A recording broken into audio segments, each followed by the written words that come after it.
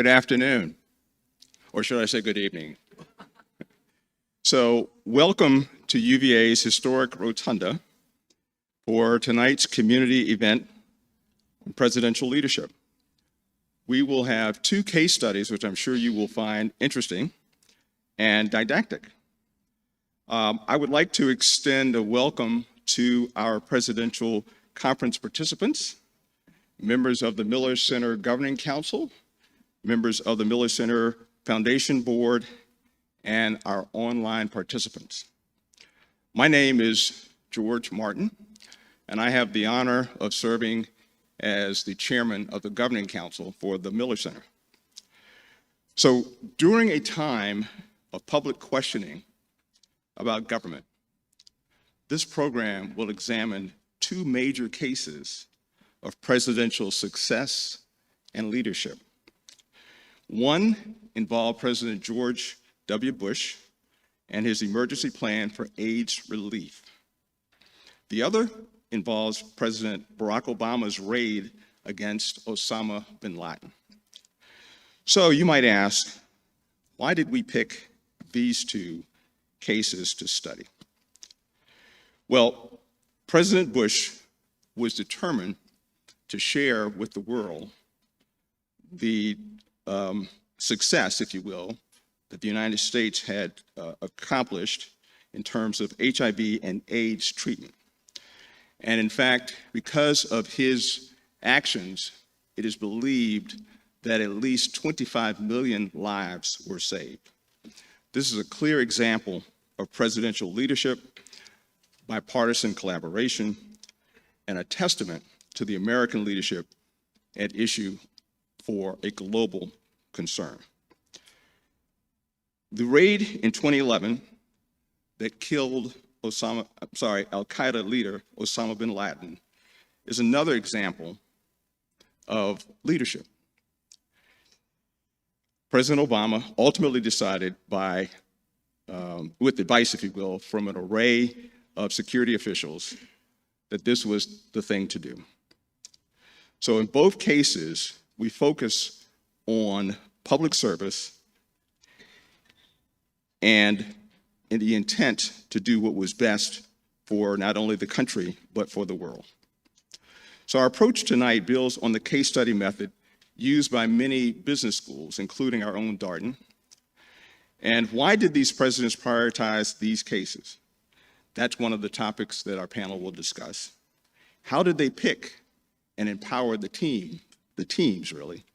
And how did they navigate the policy and political obstacles? The panel will discuss those issues.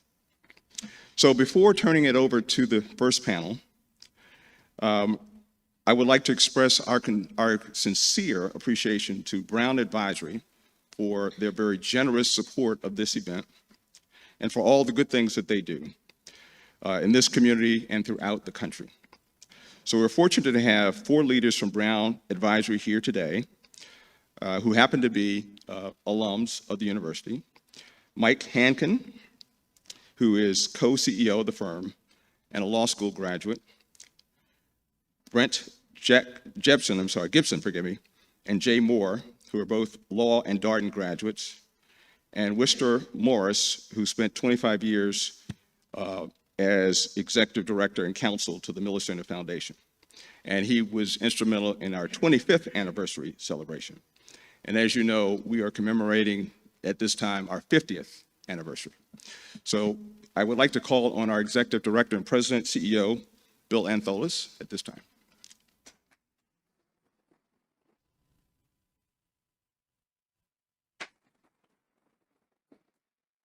Thank you, George, to your wonderful welcome and to all the time and energy and insight that you bring to the Miller Center Governing Council as our chair. We're really blessed to have you and Tricia Heffling as chair and vice chair, and to the many other Governing Council members here. Thank you, and our foundation board, including, of course, Worcester, who's such an important friend of the Miller Center. I also really want to thank Christina Lopez-Guittardi-Chow, a member of our faculty and the chair of the Miller Center's public programming, who organized tonight's event. This event is close to a year in the making, in thinking about it and thinking what we wanted to focus on and how we wanted to do it. And Christina deserves so much credit. In fact, if we could give her a round of applause.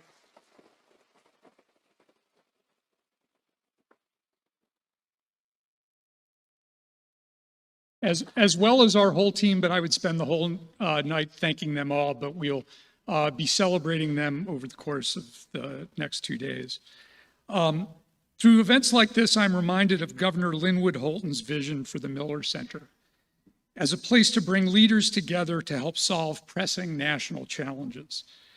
The Miller Center has been doing this work since 1975. In fact, tonight's event is part of our 50th anniversary celebration. And at the core of that is this 2-day conference that George mentioned on the American presidency, which is examining a series of challenges the presidency faces. So while we've been problem solving this morning, tonight we're going to celebrate success. What success looks like, how it comes about, how leaders think through problems and priorities, how they put their team together, and then how they deliver and how they perform. In fact, in our conversation today, we focused on a number of different issues for how government could improve, and focusing on performance was a big theme that people kept coming back to. And we're delighted tonight that we get to celebrate 2 instances of real success. In a few minutes, you'll hear about these initiatives, and you'll hear about the true American heroes that we've assembled. We owe them all an enormous gratitude for their service. So I'm going to introduce the speakers from the first panel, and then I'm going to turn it over to our moderator, Ann Compton, and then when the second panel comes up, I'll introduce the second panel. Going by alphabetical order on our PEPFAR panel, Josh Bolton. Thank you.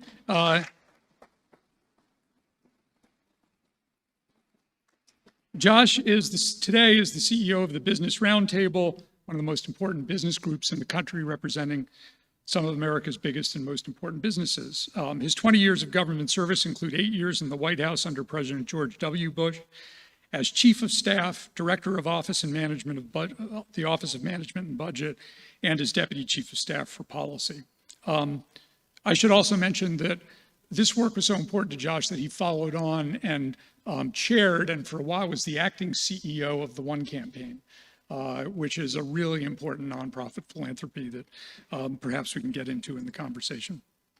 Mark Dybel is a professor, Mark, please wave so people know, the professor in the Department of Medicine at Georgetown University Medical Center, where he serves as co-founder and chief strategy officer of the Global Health Practice and Impact. He was a principal architect of PEPFAR, which he led until 2009 with the rank of ambassador and at the level of an assistant secretary of state. And then finally, a good friend of so many of ours at the Miller Center for such a long period of time, and of mine personally for years beyond that, Pete Wehner.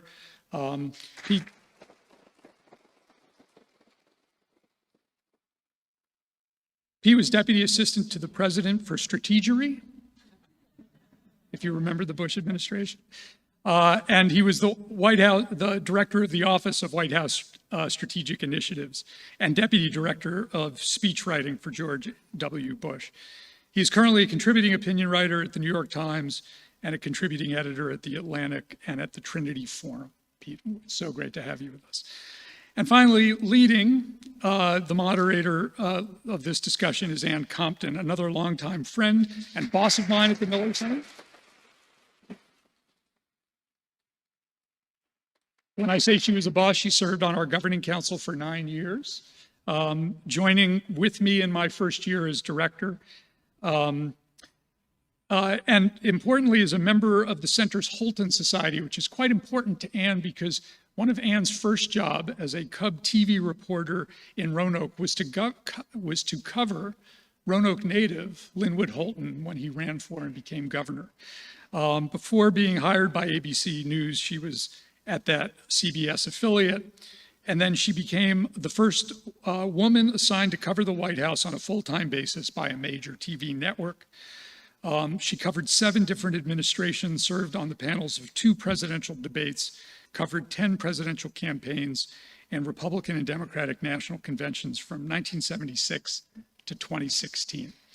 So Ann, take it away. Thank you, Bill.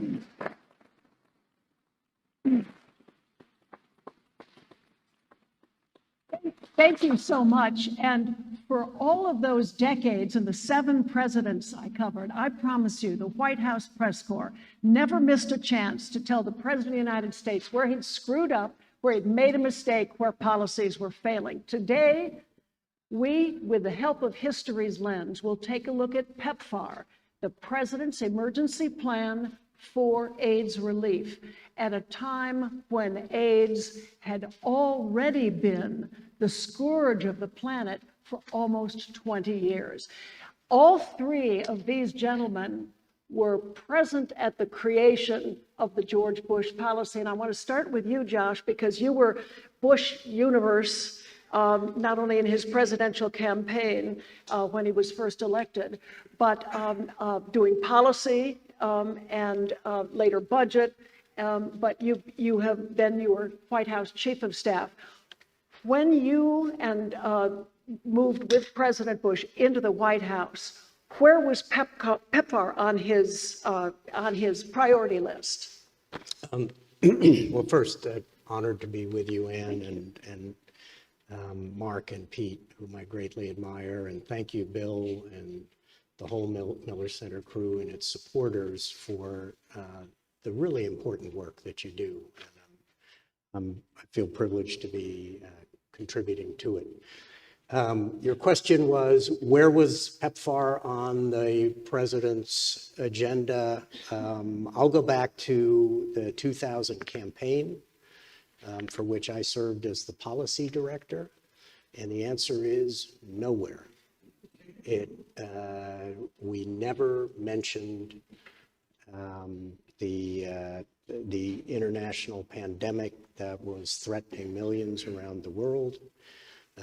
We didn't particularly have a policy on it. That's not what George W. Bush was running for president to attack. He was running as the successful governor of Texas who wanted to bring some education reforms that had been successful in Texas to the nation. So he was running as the education president.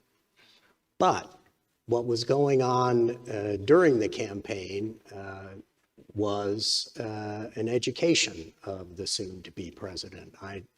My role as policy director also made me the head of George W. Bush University, which involved bringing to Austin the best minds on all sorts of policy issues that might not have touched the governor's radar screen, but would be touching the president's radar screen. And this is important in how policy is made for a future president. This is part of what made this policy successful, is that you started in. We did, and we had outside advisors separated into foreign policy, economic policy, domestic policy, and so on. And the foreign policy section was led by Condi Rice, the then provost of Stanford. And she assembled the group of wise foreign policy heads. But one thing Condi kept coming back to was the crisis in Africa. And so even in the campaign, although the president didn't campaign on it at all, the president was taking in information about the desperate situation in Africa because of AIDS, the desperate economic and social situation that was unfolding there. And when we all got to the White House, Condi ends up as the National Security Advisor. Colin Powell ended up as the Secretary of State. And the two of them worked very effectively on President Bush in bringing up on his radar screen the seriousness of the AIDS crisis. And so the president was always operated from principle. He still does. And one of the principles on which George W. Bush operated was a line of scripture. To whom much is given, much is required.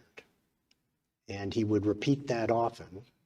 And this was a place where the president had a chance to put that principle into practice. I'm going to jump over to Peter at this point, who was head of strategic initiatives in the new White House. We actually did call it strategery. I remember that. See, the press told you that at the time, right? More important, the president Peter? called it strategery. Peter, Yeah, don't misunderestimate this. Peter, when did you see PEPFAR either beginning to, actually it wasn't PEPFAR, the idea of United States doing more. There was a big global AIDS operation, but what did the White House overtly get involved, or was this kind of a stealth project? Yeah, thanks for having me. Great to be with you, Ann, and Bill, and all of you for being here and for all the work that Miller Center is doing. I just wanted to sort of double click on what Josh said. At a time when institutions are under attack, the Miller Center is one that deserves to be lauded. Yeah, let me say a couple of things. The first thing I do want to say is that the two gentlemen to my right are really two of the heroes of PEPFAR. There are other heroes. President Bush was, Mike Gerson, who I'll get to in a moment. But Josh and Mark were absolutely indispensable in one of the great humanitarian programs in American history. And if you can leave your imprint on the world and so many lives as these two did, then you've lived a well-lived life. I was less involved. I was actually deputy director of speech writing for 2 years before I went over to strategery, which was actually the initiative of Josh. So my involvement with PEPFAR was derivative, and it was really through Mike Gerson. Mike was my immediate boss. He was unusually influential, I would say, as a head speechwriter. He was a very trusted advisor to President Bush. Mike was also my best friend, so we talked about pretty much everything. So that was kind of my involvement. And in terms of when it came onto the radar, it was in 2002. And Josh can speak to this, and to some degree so can Mark. It was interesting because as it went through the interagency process, there actually wasn't much of an interagency process. It was, Mike referred to it as a humanitarian conspiracy. There was a very small group, and Josh was the keeper of the secrets in a sense. And that was intentional. And the reason it was intentional was that the president, and I think Josh obviously can speak for himself, but I think there was real concern that they didn't want to get into a turf war within the White House, within various agencies, before the key figures in PEPFAR had decided what needed to be done and got the president's imprimatur and endorsement on it. And I think he also wanted to keep Capitol Hill from getting involved prematurely as well. And that was really a series of meetings, and they can go into it about kind of where the idea was hatched in terms of the approach of PEPFAR.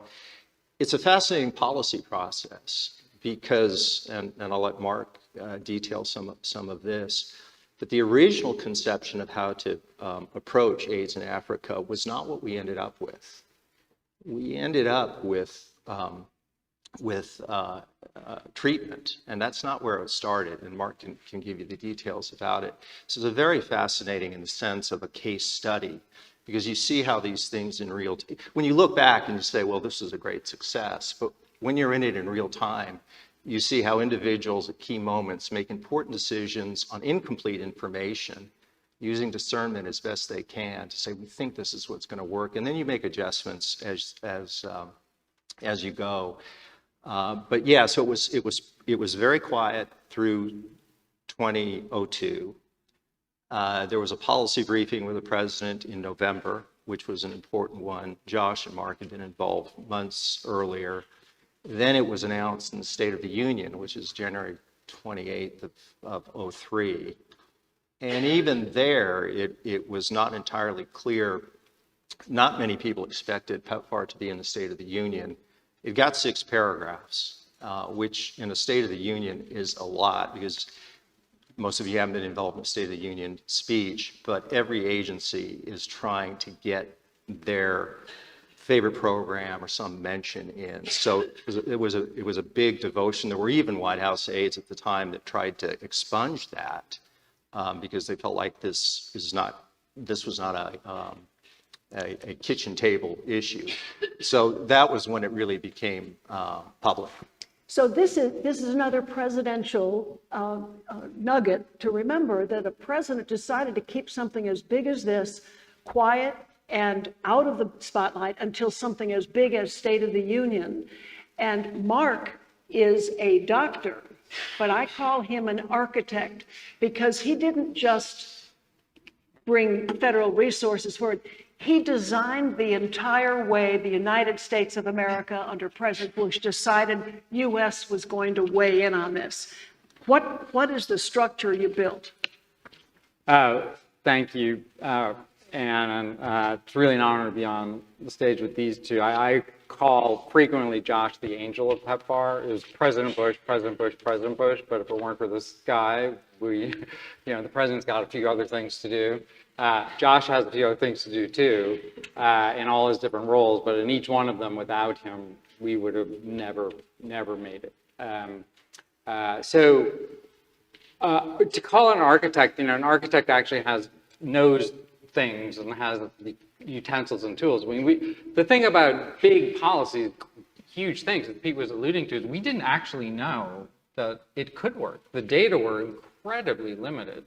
Now, the first 15th year anniversary, Josh and I were on a panel and we were both asked, what surprised you the most? And my answer was that it worked.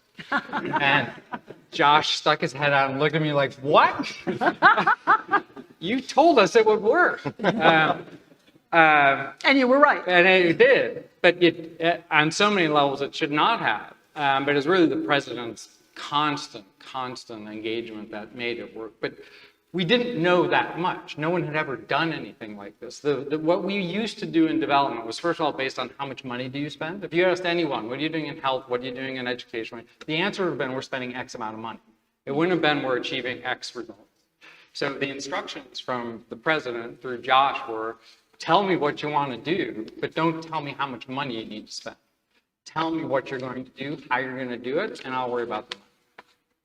And Tony and I really didn't think something as big as PEPFAR was possible. So when we were first charged with moving something, which happened early on, as Josh mentioned, there was the Presidential Advisory Committee task force chaired by Colin Powell and Tommy Thomas, the Secretary of Health and Human Services. President Bush announced the first gift to the Global Fund to fight AIDS, TB, and malaria in the Rose Garden with Kofi Annan, Secretary General at the time, and President Obasanjo of Nigeria. It existed on paper, but until he put money into it, it didn't exist. And then the task force later on with Tommy and Tony Fauci went to Africa, and NIH had just funded some studies that showed with a single pill, you could prevent 50% of transmission from mothers to children. And that was a priority. That was a huge priority, and it's also pretty easy politically. But it's a single pill. And there was a real sense of, and this gets to the data, that most people in public health thought it was impossible to do something as complicated as delivering daily therapy. In fact, at the time, it was twice daily therapy. And so we thought, well, it's a single pill right around the time of delivery. The woman's coming in for delivery. That's pretty easy. And it's really effective and not that expensive. So that's what we should do. And Tommy went, and it's also just gut-wrenching when you're holding these kids who are going to die. And they didn't see anyone on treatment because there wasn't anyone on treatment in Africa at the time. So we put together the Mother and Child Initiative, which was $500 million over 5 years. Put that in context, that's a massive increase over what existed. Focused on the countries where there was the most HIV infection. And to put it in context, there were districts in Botswana that had 75% of pregnant women who were HIV positive, 75%. They were all going to die, and most of their kids were going to die. 50% of them were going to get HIV. So the plan was, well, let's at least protect the kids. So this initiative over 5 years would reduce that transmission by another 50% to get it down pretty low. We were pretty happy about that. The president, Josh and the president agreed to it. Tony went down for the signing ceremony, and Josh pulled him over and said, this is a great start, but the president said, think big. And I was shocked, he was shocked. Tony called me on the way back on the metro and said, Mark, we gotta talk. They want something bigger, So he came back up, and there had been a plan that he'd put together under President Clinton in 2000, actually, to do a big research initiative in Africa to advance HIV vaccines. And he really thought we could do that. And I had just gotten back because we were doing studies in Uganda and because of the Mother and Child Initiative from Uganda. And I saw two things. One, and they're the architects. I just kind of put it on paper. I put what they were doing on paper. There was a guy, Peter Mugenier, who came to the State of the Union address, who was, with people who could afford it, getting antiretroviral therapy to save their lives. While everyone in the United States who pretty much needed it was getting access, no one in Africa was getting it. They were all dying it. So, and there was no need for that. And President Bush always said that. Why should they die and we live when we have something?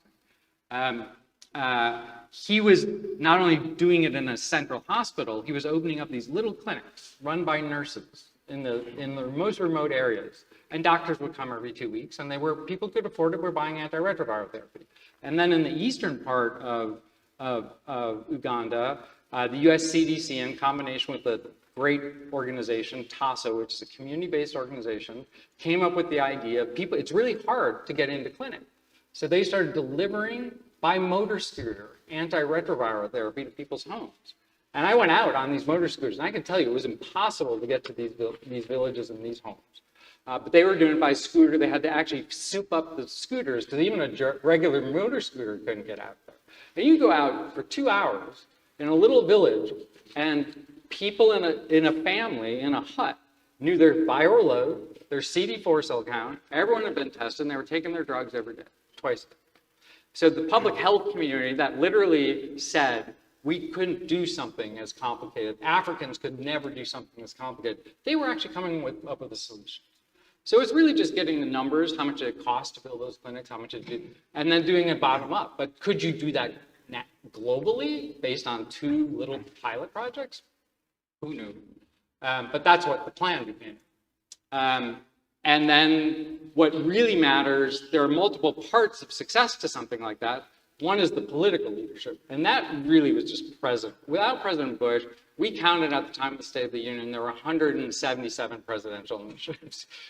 There's probably one president, the president knew about PEPFAR. He inherited a bunch of them, and there were a whole bunch of things that people call presidential initiatives.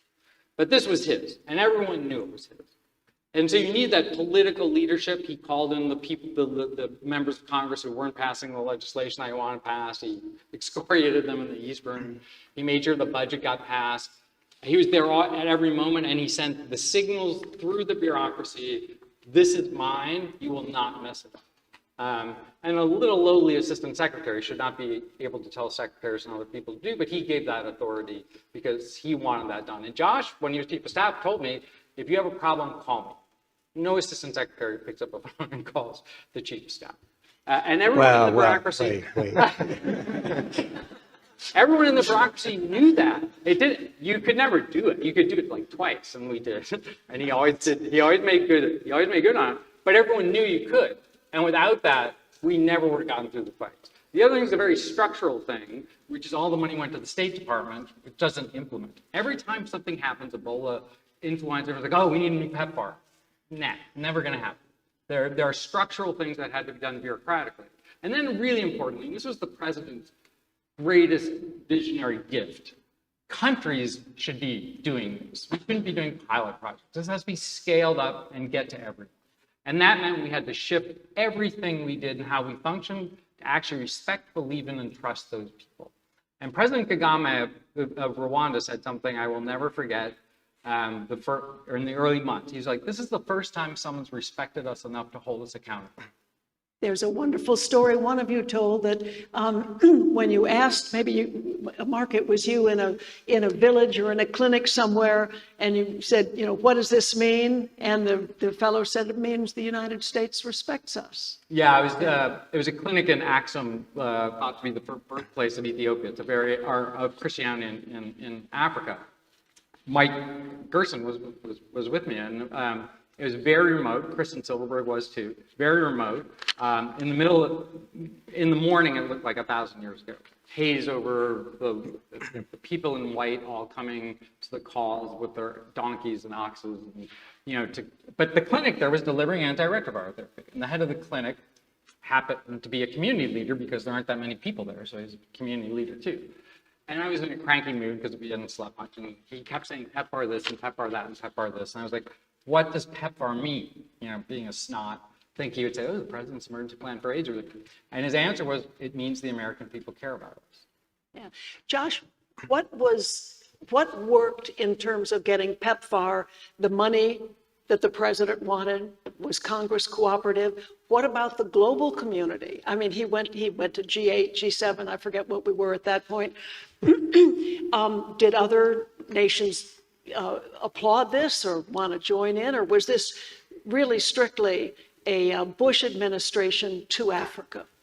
Well, first let me say I learned something this evening, which is that when I held the meeting, the secret meeting at which I called in Tony Fauci and a couple of senior White House people to launch the work on a much bigger project that the president wanted, I assumed that Tony Fauci, whom I knew to have been working for much of his career on an AIDS vaccine, would come back and ask for money for vaccine. And what I learned this evening is that, in fact, Tony was planning to ask for money for the vaccine, but somebody talked him out of it based on his experience in Africa. And when Tony came back to the White House, he said, I don't want money for a vaccine. I almost fell out of my chair. And I said, why not? And he said, because you could give me $1 billion today, and I could not tell you that that will advance by a single week, the date on which that we have a cure for AIDS. And he said, but I have something that we feel confident will work. And that was key to the whole thing because President Bush was really all in on the concept, but he did not run for president to double American foreign assistance. He was a foreign assistance skeptic coming into office because a lot of money had been wasted and stolen in those programs. And he didn't come into office planning to waste a lot more money. He came into office to make something happen. And in every meeting, and Mark and Pete will confirm this, every meeting he started with, don't tell me what you're going to spend, as Mark and Pete both said. Tell me what you're going to achieve and how you're going to get there and how we're going to hold people accountable for those results. So we had to go in with how many hundreds of thousands or millions of people would actually be reached by these drugs, how many lives would be saved, and how would we ensure that it was all being done effectively. And Mark has outlined the coming together of the plan to accomplish that. Now, and your question is, how then do you sell it? We had good allies on the Hill, but by the time the president announced it in the State of the Union, Pete, in 2003, so that would have been January 2003, the gauzy view of President Bush that persisted for a while after 9/11 was fading. And among other things, he was about to launch into an invasion of Iraq, having already invaded Afghanistan. So the president approached this not at the peak of his presidential political powers, and so we needed allies, and the president was keenly aware of that. and was willing to reach out to allies across the aisle and even across the wide political spectrum to do it. Why did he reach out to an Irish rock singer? Anne is referring to Bono, who, okay, the students in the audience, you'll be forgiven for not having a clue who Bono is. But He joined us on one or two of the trips. Oh, yeah, I remember yeah, him in yeah. He was- Africa, and he even came. Did he come to the Oval Office? absolutely. Bono is the single best lobbyist I have ever encountered in a career of having seen a lot of lobbyists. Anyway, he and his organization, they were the real deal. They had lobbied the Clinton administration on debt relief very successfully.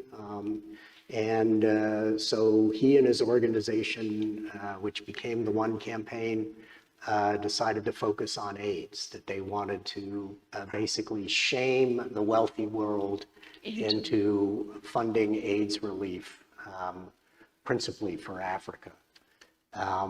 But they didn't approach it as I'm here to wag my finger at you. They approached it in a very sophisticated way.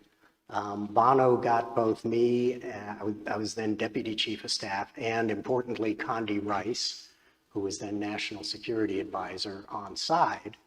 And it took Condi and me about 2 months to persuade the president to actually visit with Bono. Because he had a very skeptical view of everybody in Hollywood and in the music industry, most of whom, by the way, publicly hated him, so it was understandable.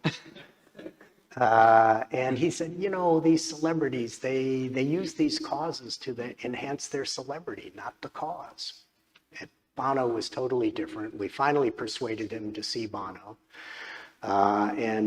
Bono, we got him to agree to a meeting. Bono was coming to see him in the Oval Office, and in my role as Deputy Chief of Staff, I was often the last person to talk to the president before a policy visitor would come in. And so I gave him the briefing about here's where we stand on the AIDS crisis and so on. And as I was leaving, I said, you do know who Bono is? And he said, yeah, rock star. And I was headed for the door. And I remember I had my hand on the door, and he said, used to be married to Cher.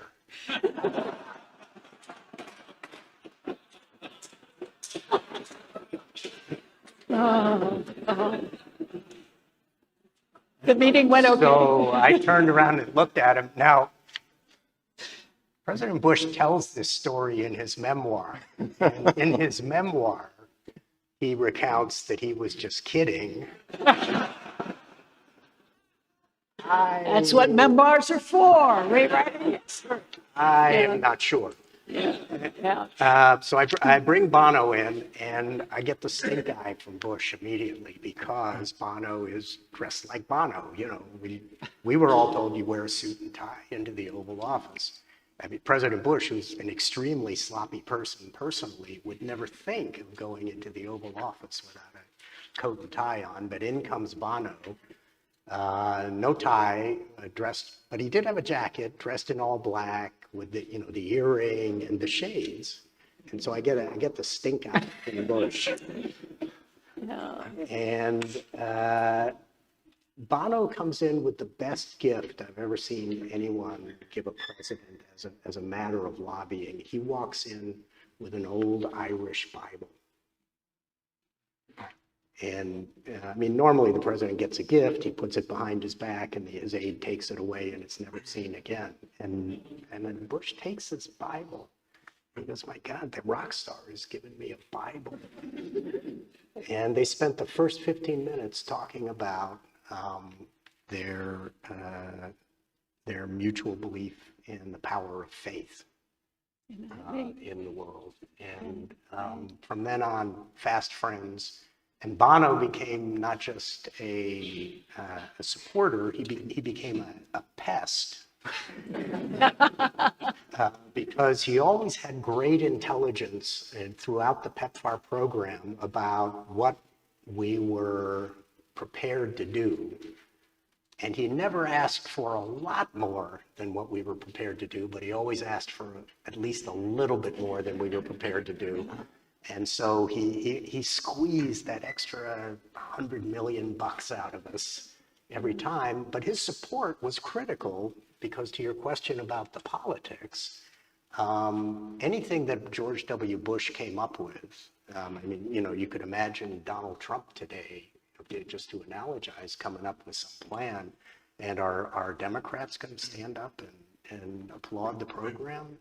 No. So he was a validator on the left, and he was brilliant at it and helped us a great deal with the politics, and he did it throughout the administration. Another presidential leadership suggestion: get not only a team like Tony Fauci and Mark and everybody in there, but to find the right validators out there in the public, which would help presumably somewhat in Washington, but also public opinion. Remember that all of this, the planning on this, and then later the execution came under the shadow of September 11th, which happened 9 months after George Bush became president.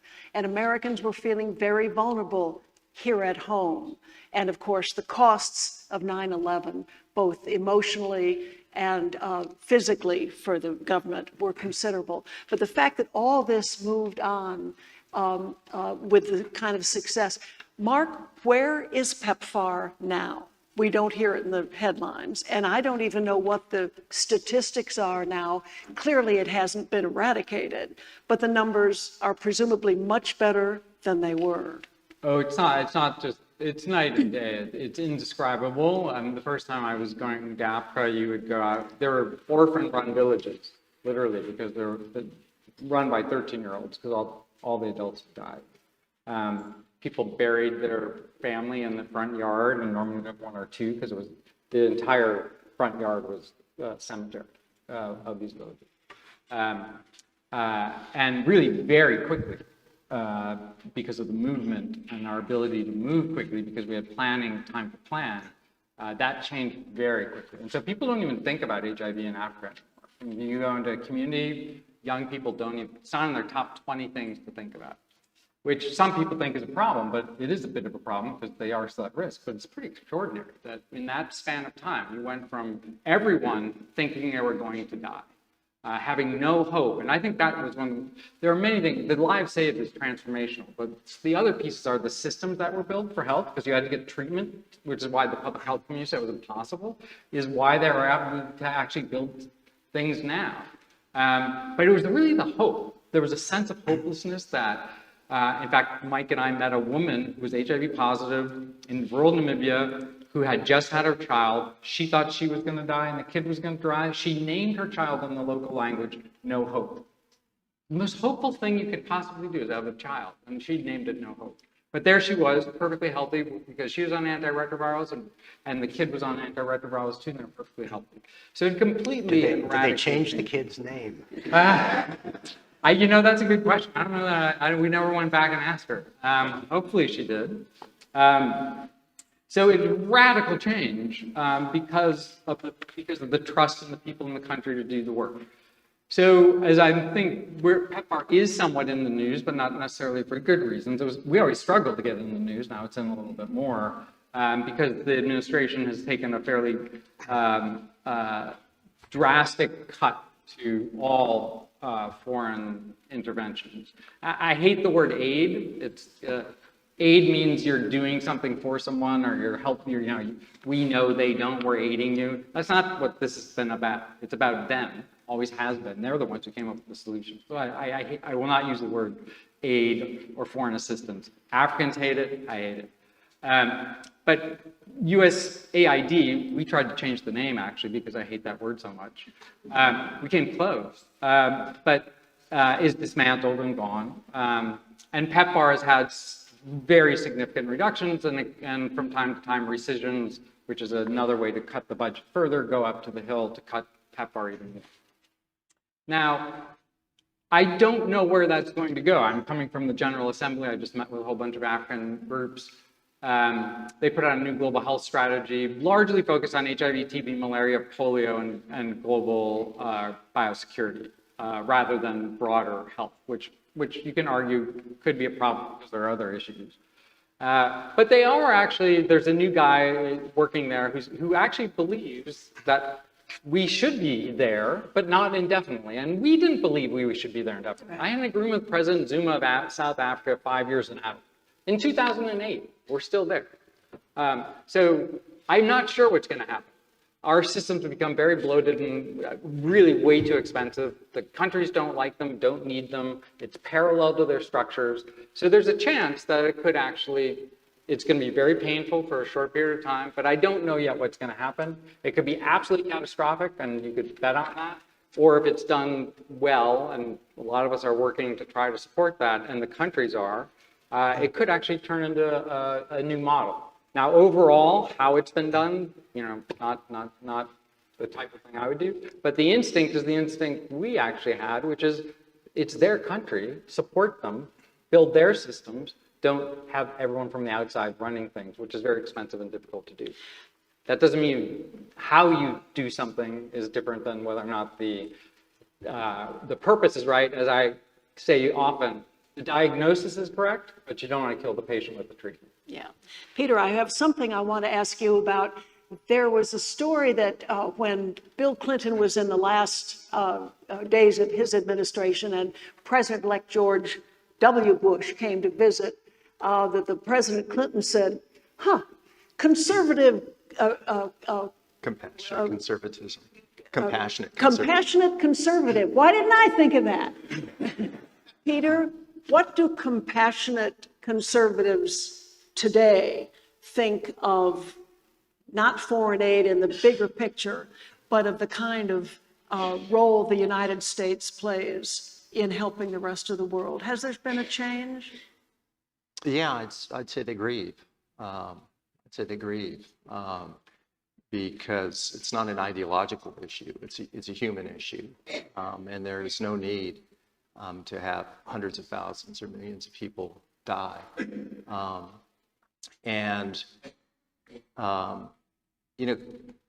Compassion is a lovely word, and it's not antithetical to conservatism properly understood, and that's what George W. Bush understood.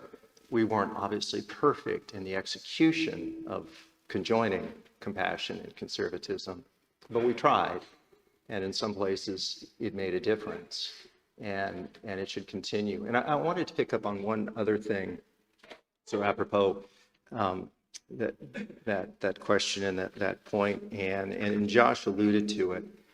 I'm a person of the Christian faith, and there's probably no one who has written as often about what I think is the damage that's being done in the intersection of faith and politics, to faith, let alone politics today, as I have. So I think it's having catastrophic damage. Having said that, there was something that was key to George W. Bush and Bono. It was when Josh said he brought that Irish Bible, it was a brilliant lobby. It was also true to Bono, and it was true to Bush. You had mentioned earlier one of the scriptures, the present love, which is of those much is given, much is required. Another one is Matthew 25, which is what you do to the least of these, you've done to me. And that was true of Bono too. And in my experience, knowing people, if they become people of faith, it pushes them in one of two directions. Sometimes it hardens them. It makes them more judgmental. It makes them more self-righteous. Other times, it touches their heart.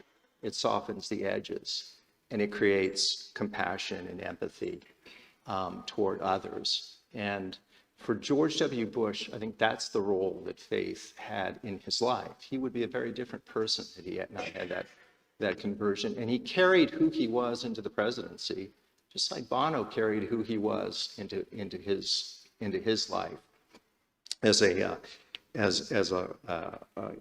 rock star, and that made a huge difference. They said in Africa, they had a term for what they were witnessing with PEPFAR, and it was called the Lazarus effect, that people who were dying were brought to life again based on the biblical story of Jesus raising his friend Lazarus from the dead. And that matters. And in this case, just because it's a fairly bleak landscape, as I said earlier, it's nice to know that here and there that can happen. Let me ask you, we're going to take a couple of questions from students, but I want to ask each of you, looking at the purpose of this conference, presidential leadership, what works, what doesn't, are there things that any of you would look back now and say, we learned this and probably would have done it? What would you tell future presidents or future leaders in any field? Lessons that you learned that you might be able to translate for them. Something that you did that you thought you probably should have done differently. Can you think of anything, any of you? Wow. How many hours do you have? Well, I could start. So I only half-jokingly say if I knew then, in 2002, what I know now about how the U.S. government works, how the international system works, and how countries are, I never would have thought PEPFAR was possible either. I would have been there with the rest of the public health people. There's a former prime minister of the UK who always said, if history's taught us anything, never trust the experts. Because you can always come up with 1,000 reasons not to do something, but finding that 1, 2, 3, or 4 reasons to do something is what great leaders do, even when you have to do it with a limited set of data. And that was one of the extraordinary things about President Bush and the PEPFAR process to me, was the faith that drove it, but it was also the faith in the people, not just, it was the faith in the people and in the continent of Africa that most people have written off, and being willing to take those big swings despite all of the challenge that we're going to be there and say, we have to do this. Good point. Do you have anything you want to add at that point? I can't improve Peter? on that. Yeah, go ahead. Yeah, Peter? I'll just say quickly, PEPFAR, nothing comes immediately to mind. I would say that one of the things that we saw in PEPFAR we could have used in other areas, and this is true for everybody in every administration, and that is to always ask the hard question, to insist on metrics, and to be willing to evaluate, have people in your administration who are holding you accountable and are asking the questions. Resist happy talk, and make sure that you're rigorously empirical. Again, this story, just to loop back to what I said earlier, it didn't have to end up as well as it did. It could have gone a very different way, and part of the reason it was, think about it maybe like a barge versus a speedboat, right? A barge, you just sort of go straight ahead. And that's not often, sometimes you have to be that, but you only be that way when you are really, really confident you settled on the right policy, and then it's a matter of will. But it requires discernment, the capacity to make changes in the process until you know that you get it right. And we made mistakes in that area. Thankfully, when it came to PEPFAR, I'd say the record's pretty good. We are honored to be here in the Rotunda and on this grounds, and I would like to ask a couple of students to ask the final questions. Hello, how are you? Tell us who you are. Hi, thanks so much for being with us. My name's Emmett O'Brien. I'm a fourth year studying in the Politics Honors program with a minor in French. And I was really struck by kind of this story about, Bono coming into the Oval Office with a Bible, and I think that shows that kind of a genuine altruistic motivation for the PEPFAR program. But I think in other, and I'll use the term foreign interventions, in other foreign interventions that we see both more in the United States today under the current administration or in our great power rivals such as China, we see a far more transactional approach to foreign intervention. Even when it does do good, I think we see less of this genuine altruistic motivation. So kind of where does that leave the Bonos of the world? What does Bono or other people who want to make these good foreign interventions happen, what can they do if someone's not going to be receptive to getting handed a Bible in the Oval Office?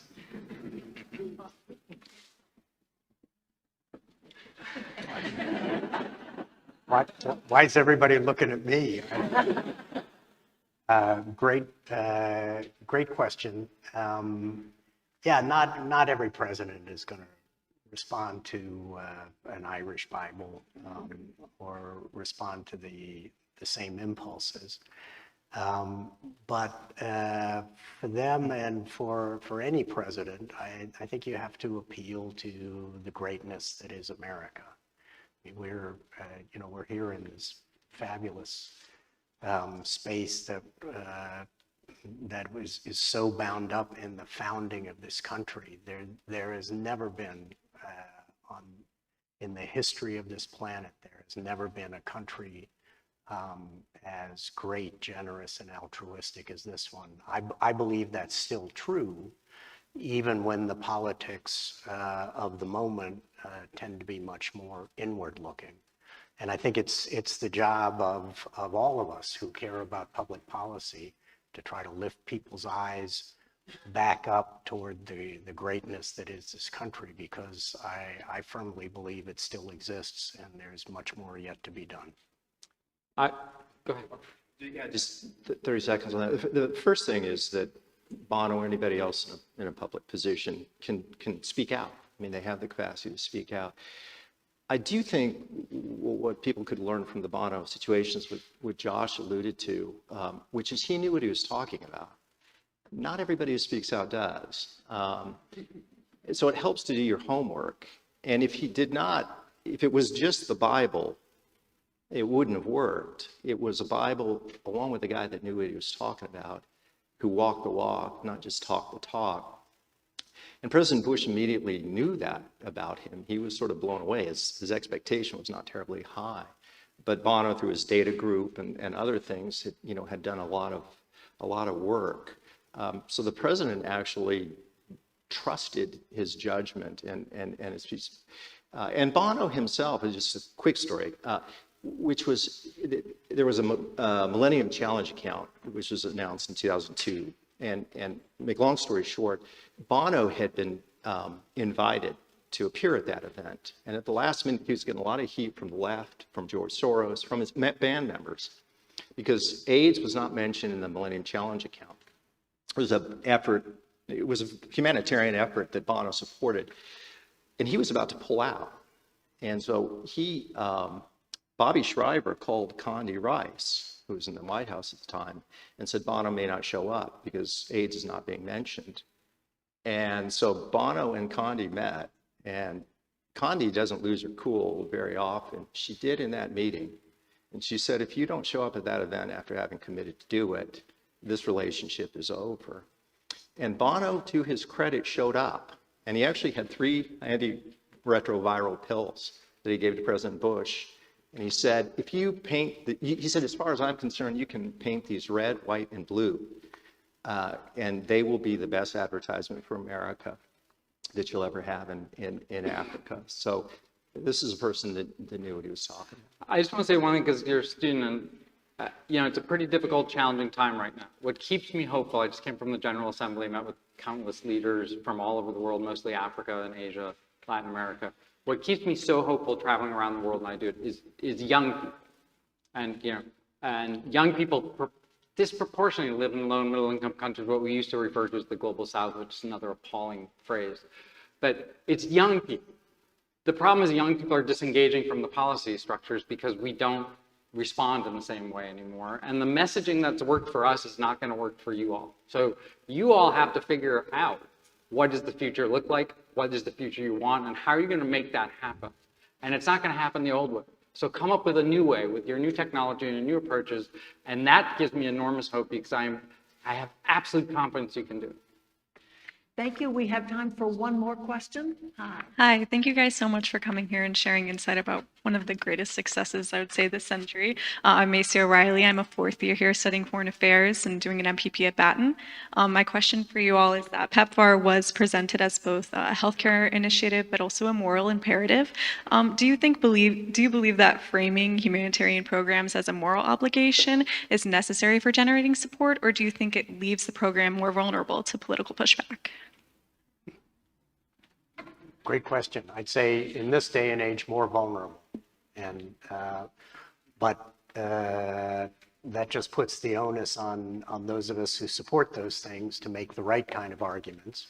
And today, one of the right kind of arguments for a PEPFAR type program modified in the way that Mark is looking forward to, the case for that is we want the world to be favorable toward America, not come under the malign influence of China, and we can advance our own interests at the same time as we are doing the moral thing, even if the moral thing is not at the top of your to-do list.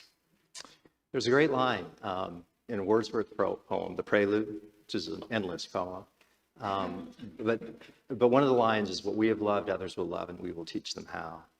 And I love that line because it has a deep truth, which is, if you love the right thing, you can teach other people to love the right thing. And whatever environment you're in, whether the wind is with you or whether the wind is against you, all any of us can do is our best. All you can do is be faithful. Success often depends on things you don't control, but everyone has within their own lives the capacity to be faithful or not. And you do that, and you hope that the stars align the right way, and if they do, great things can happen. Anything from Mark? We're on over time. We're okay. If you want to. It's both and. You know, one of the things that used to drive me nuts is the humanitarian people would get so mad at us when we would make arguments like, we're going to lose China if we don't actually engage in these places. And I was like, why? Well, you can do both. You know, we're not that simplistic, right? So you can do both. And we're becoming too reductive. So why not do all of it? Why, you know, and we are at risk of losing not only China, but the Arab states are actually, in my view, get worse than China in Africa right now. But we're not engaging with Africans the way we need to. And that's why, while the pace is wrong, the approach is right, both on a humanitarian and future-looking way. We need to be involved in much deeper partnerships all over the world. But we're not going to do it by just humanitarian. We've already won all those people. Everyone who believes in humanitarian is already there. So, but we should be thinking as broadly as possible, not in a narrow way. And that's why I have so much hope in young people, because you tend to do that. You know, there's the Venn diagram between climate change, food security, water security, and health is tiny, and education is tiny. It's not that big of a Venn diagram. Why can't we come up with solutions that fit all of these? Why do we have to be so reductionist? So, both and all. Thank you.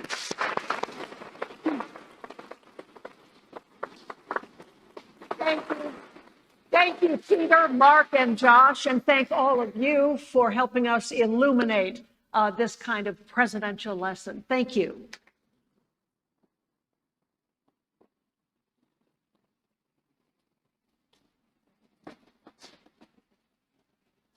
So as we invite our second panel up, I will introduce them as they come and sit.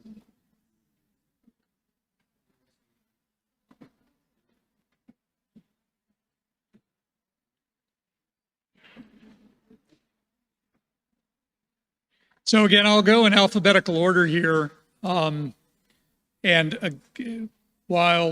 Mike is seating them, I will thank the previous panel. It's truly a heroic initiative that saves 25 million lives, and one that the acronym has been in the news lately, but the substance of it was never really focused on as much as it should have been. So we were really, really delighted that that Mark and Josh and Peter were able to join us.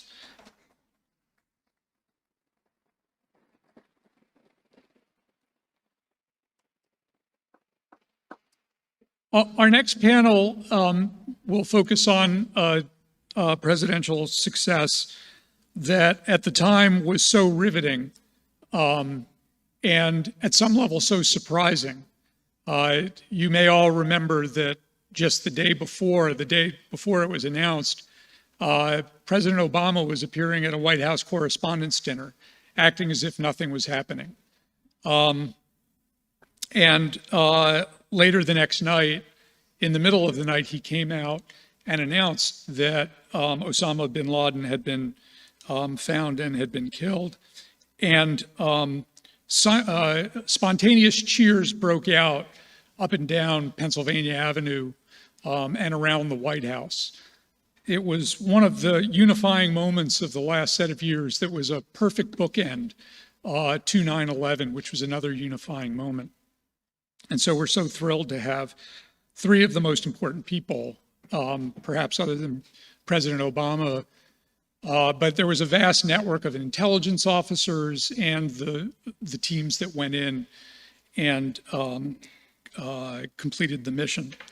I'm going to again go in alphabetical order, starting with Tom Donilon, a graduate of the University of Virginia Law School. We'll start with that, and is currently the chairman of BlackRock Investment Institute.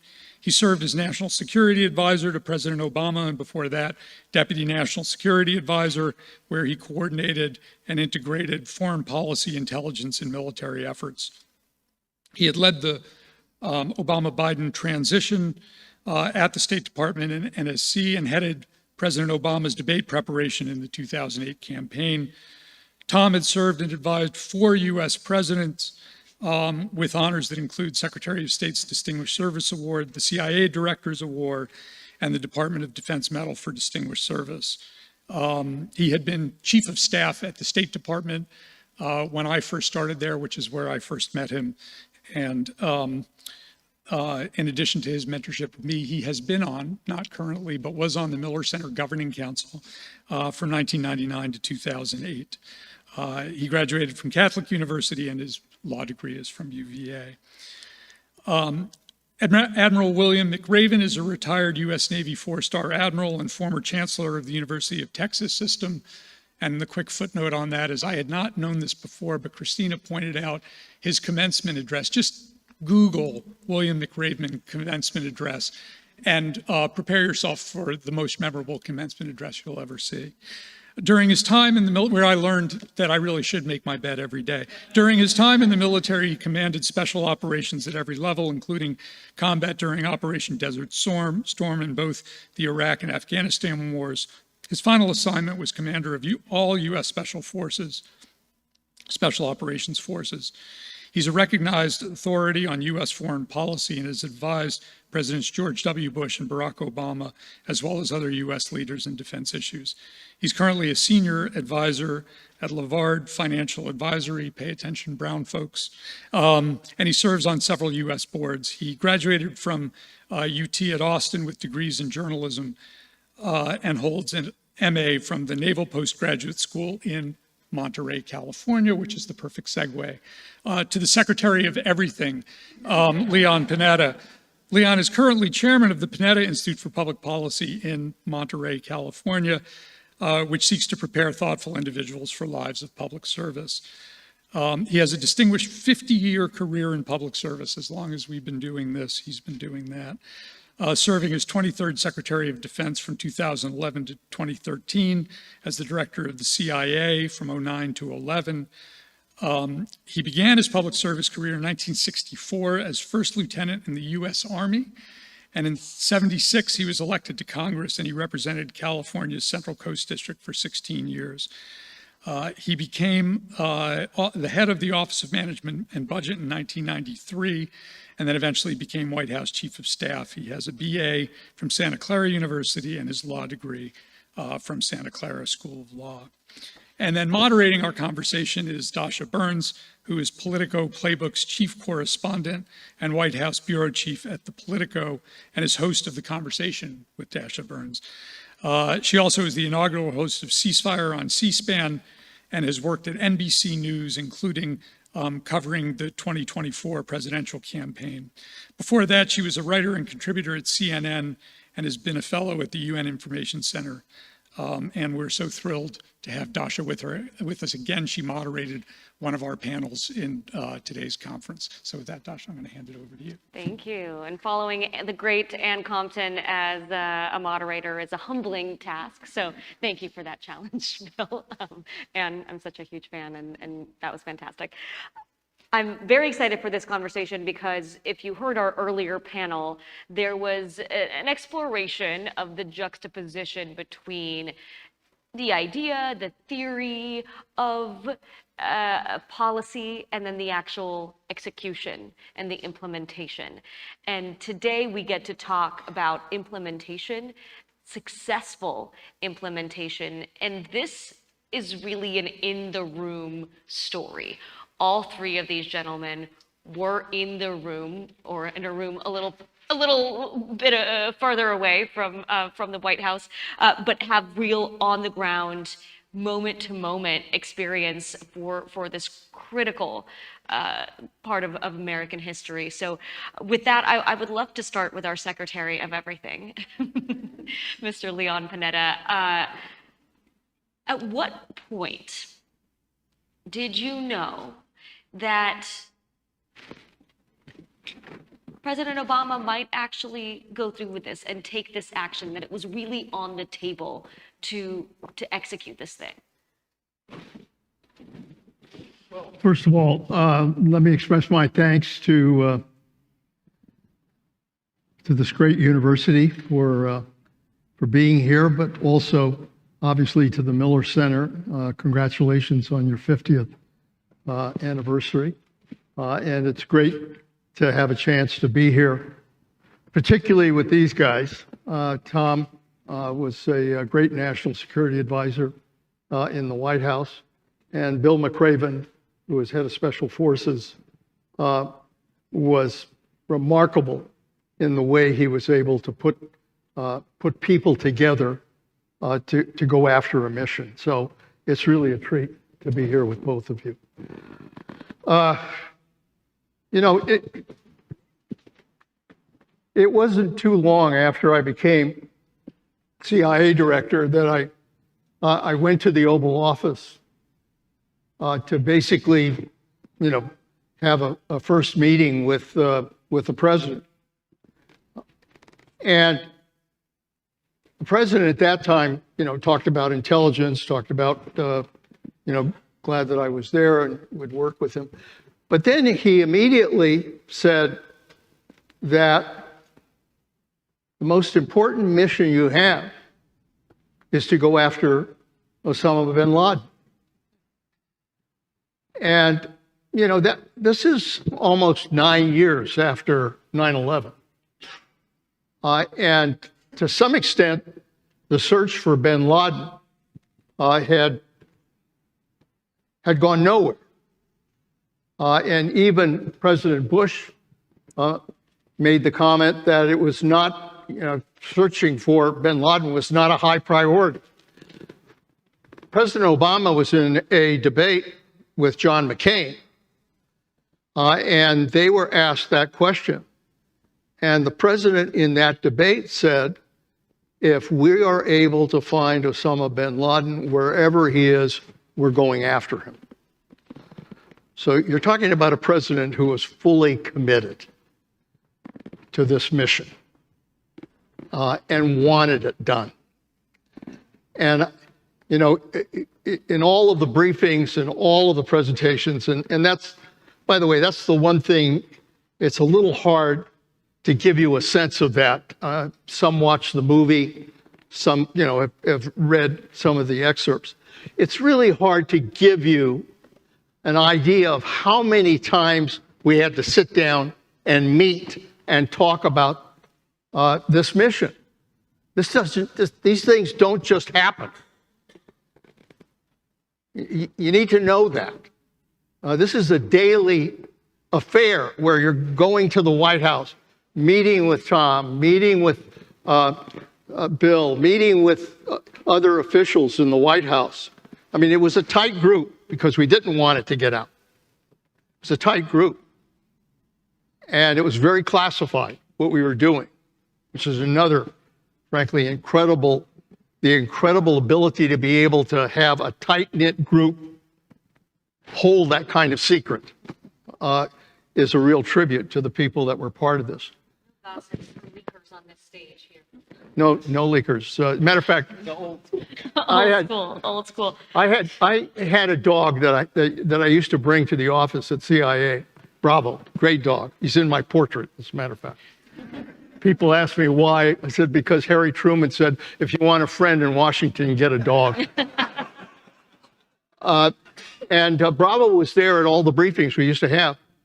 And I've always said, Bravo, all of those briefings never leaked a word of what was going on. Anyway, to get back to, remarkable, by the way, given everything we've seen over the last several years, the fact that none of that got out. Yeah, no, to get back to the issue of the president, he was somebody who was part of these meetings. He was asking questions. He was serious-minded. He was, when we briefed him on the existence of this compound, where we thought maybe bin Laden might be, he was asking serious questions. He said, we've got to continue to do surveillance. He was very intense on trying to make sure that we did everything necessary to really find out whether bin Laden was there and also to put the mission together. So he was a president who was deeply involved in the briefings. He was involved in all of the sessions that we had, and he was deeply involved in the National Security Council when we talked about the various options, the military options that Bill McRaven had put together. And throughout that, the president wanted to know. He went around the table. Everybody gave their view. And we all spoke about, what we felt. And look, there were different views in that room. That's another thing I think you have to remember. I mean, when you open the process up, you're going to get different views. Bob Gates, who, I have tremendous respect for, he was Secretary of Defense. He had questions about it. Why? And he'll be the first to tell you, because he was there in the White House when the helicopters went down going after the Iranian hostages. And he was scared to death that the same damn thing would happen again. It's understandable. And there were others that had questions.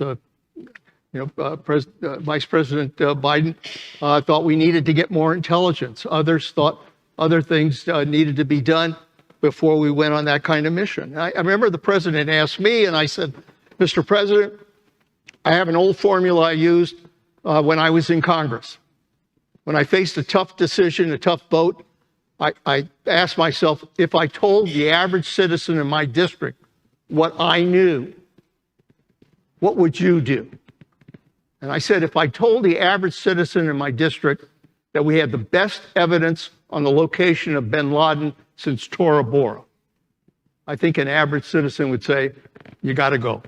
And that's what I'm telling you, Mr. President. And I have tremendous confidence in these guys, the SEALs, to conduct that mission. And so I think we ought to go. The president didn't make a decision at that point. And Tom can describe this, he really quietly wanted to contemplate it.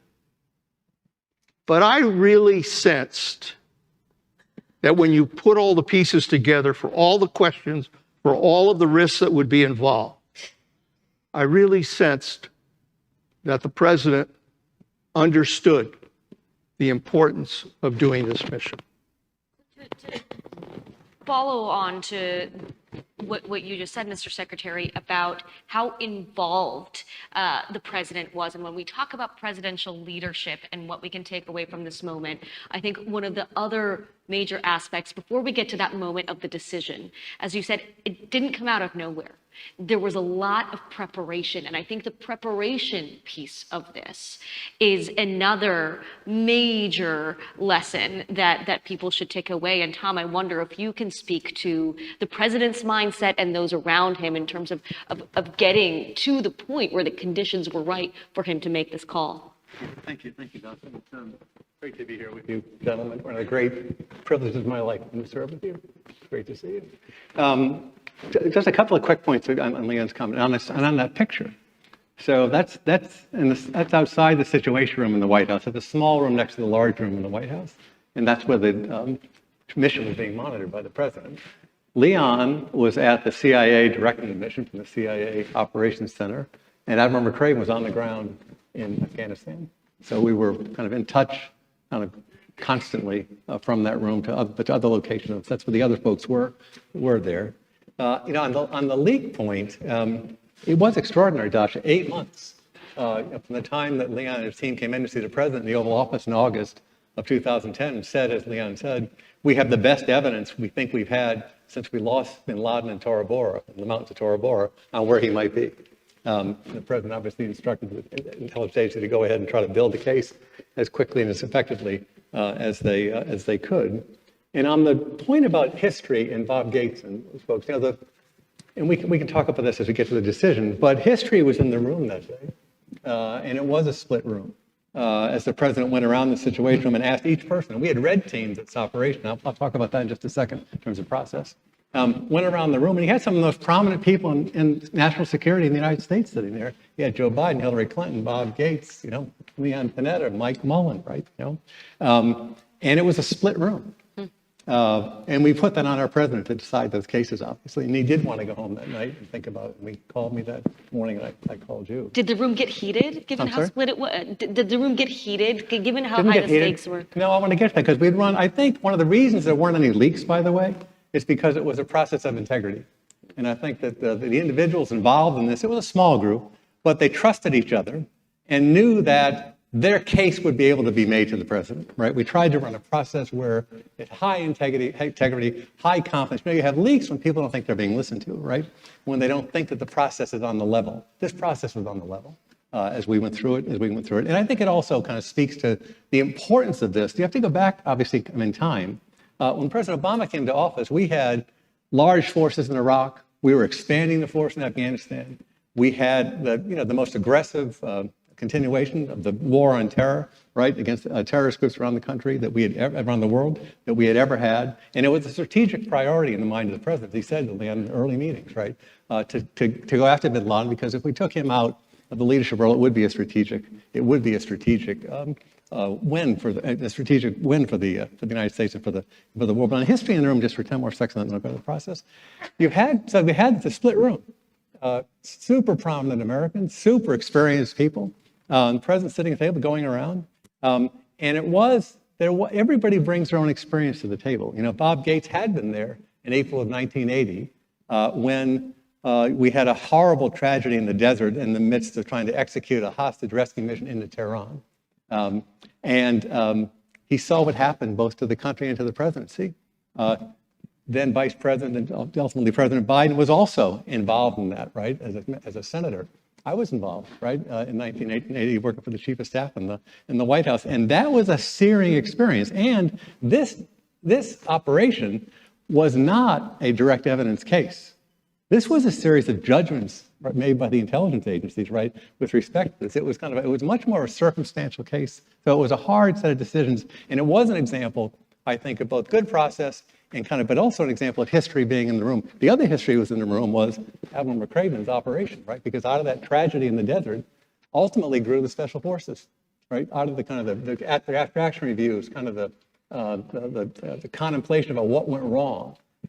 Ultimately, we built out one of America's great assets, right? Which is the United States Special Forces. And I'll finish on the process, which began the 8-month process. The CIA director came in August of 2010, said we've got the best evidence here. We put together I think a model process, and we took our time doing it over the course of 8 months, regularly building the case. And we got to the point at one point where we weren't going to get any more intelligence, right? At that point, the president then shifted to operational operational planning sometime around the end of the year. And then we started to bring in out the operational planners led by Admiral McRaven. The President had a great amount of confidence in the process that was going on. I think it built over time. I'll tell you one vignette, which I've not shared with you. You're directly involved in it, right? So we're sitting there, and the President at this point had decided that we weren't going to get any more intelligence, right? And if we went further, as you advised the President, Leon, if we went further on gathering intelligence, we may tip him off, and we'd lose him for another 10 years, right? So we get to a point where you've only got the intelligence that you're going to get. So he decided, obviously, to move ahead with various concepts of operations, right? And they range from a standoff bombing to doing something with the Pakistanis, right, to the direct operation, which we ultimately decided on. I remember he asked you, Admiral, you were on the screen, you were in Afghanistan, right? And he said, all right, so if we wanted to go with this raid, right, this direct raid into Abbottabad, right, which, by the way, was a completely different scenario than we thought we were going to face. Everybody thought that if bin Laden was in a cave someplace, he was in a town in Pakistan down the road from the Pakistani West Point, right? A completely different kind of situation. I remember your response, Admiral Craven, and the President said, "Can we do this, Bill?" And Admiral Craven looked at the President and said, "I don't know. Give me some week, let me put a team together, let me do some planning, right, and I'll get back to you." And I saw the President's confidence, right, just grow tremendously, which is, this is a real process, right? And I've got the right set of advisors here, and I've got a military leader, right, who's being totally straight with me. Your side of that conversation, right? The President asks you, "Can you do it, Bill?" I mean, that question, your response, and that moment for you, take us into your room on that day. First, let me also, thank the Miller Center. And, when I was asked to be here and I had the opportunity to realize I was going to be sitting on the stage with Tom Donilon and Secretary Panetta, two of my personal heroes, there was no way I was not going to make it. So again, thanks to the Miller Center for extending the invitation. For me, I was initially kind of brought into this in December of 2010 when Admiral Mike Mullen, the gentleman on the screen there with the khaki shirt and black tie, came to Afghanistan. And as Admiral Mullen did routinely, and he talked to the troops for a while, then he says, "Hey, Bill, let's go up to your office. I want to talk to you about something." So we go up in the office, and he says, "Look, CIA's got a lead on a guy they think is bin Laden, and they may want you to come back to CIA headquarters in a couple of weeks and talk to him about it." Candidly, I probably was a little dismissive in my mind because we'd had a lot of leads on bin Laden, and my unit's job was kind of track down these leads where we could, and every time we tried to, it turned out not to be him. But nonetheless, 3 weeks later, I get the call to go back. I actually had a chance to meet with Michael Morrell, who was the deputy at the time, and Morrell showed me the picture. I can't remember if it was a picture or the model of the compound. It was a compound. And again, as Tom said, compound that was, again, 3 miles from the West Point, 3 miles from a major infantry battalion, about a mile from a police station.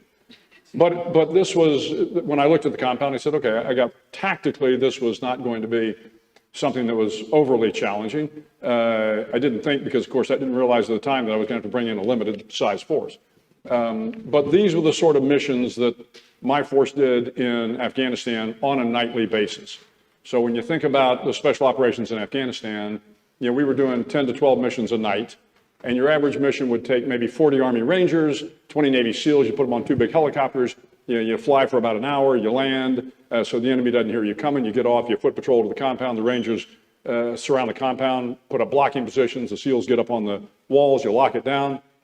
And then, believe it or not, we used to come out with a bullhorn and say, "Come out with your hands up." That rarely worked.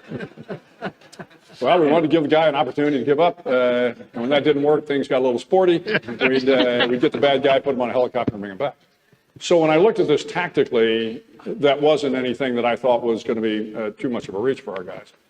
But eventually, so about, I think it was in early February is when I began my first meetings with the national security team.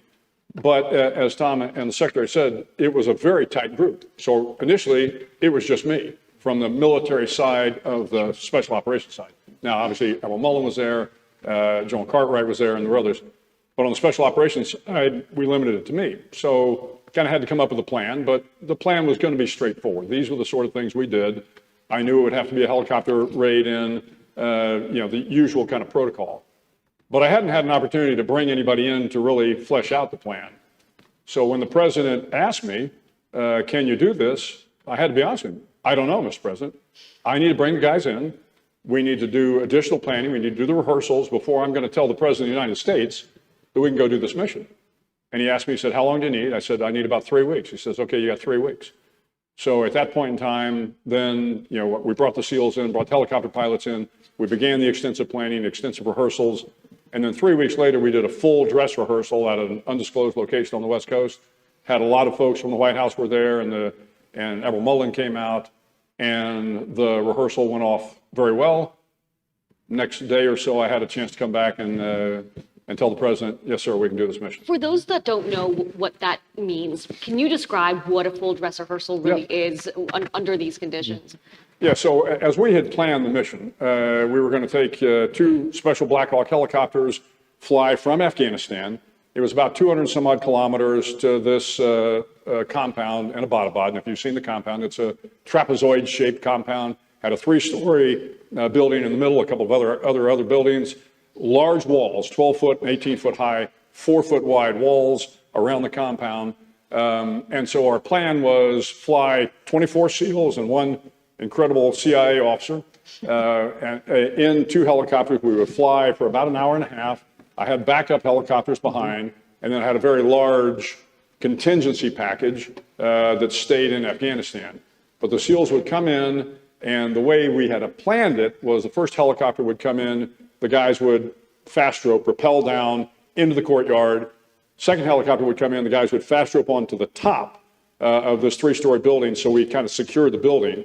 We had guys land outside so they could make sure nobody escaped from the compound. And then we would go through our clearance procedures. So for the full dress rehearsal, I wanted to rehearse every single aspect of the mission.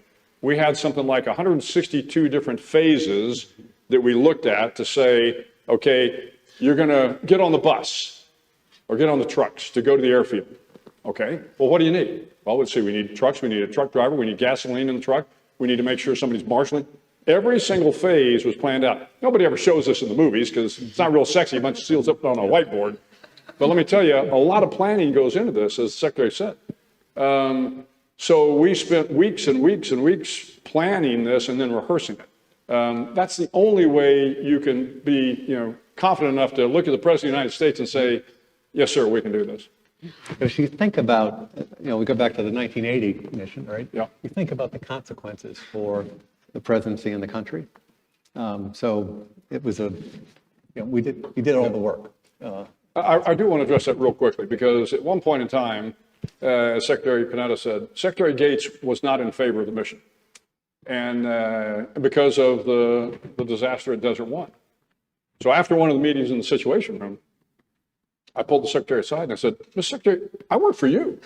If you don't want me to push this mission, I won't do it. And the Secretary said, Bill, your job is to give the President of the United States your best military advice. I may not agree with that, but that's your job. So make sure you give the President your best military advice. That is remarkable. And that is something that I knew when I worked for Secretary Panetta and for, again, Secretary Gates, that this was the unique thing and the great thing about our military is you could come into the White House and have differing views, differing opinions, and that was okay. That was what you should do with the President of the United States, is provide him your best military advice. Not your best political advice, not the advice that you think he wants to hear, but your best military advice. Let me also stress here that this was a very risky operation. Very risky operation. We never had 100% that bin Laden was there. I mean, the way we found this compound is that we were looking at a lot of different leads, trying to figure out where the bin Laden family was in Iran or wherever, and try to follow the family. We looked at technology, a lot of classified technology, but we were also looking at the couriers for bin Laden as a possibility. Nobody knew who these couriers were. We were able to get intelligence, and eventually we located where the couriers were. They were in a town called Peshawar in Pakistan, and we followed them to this compound.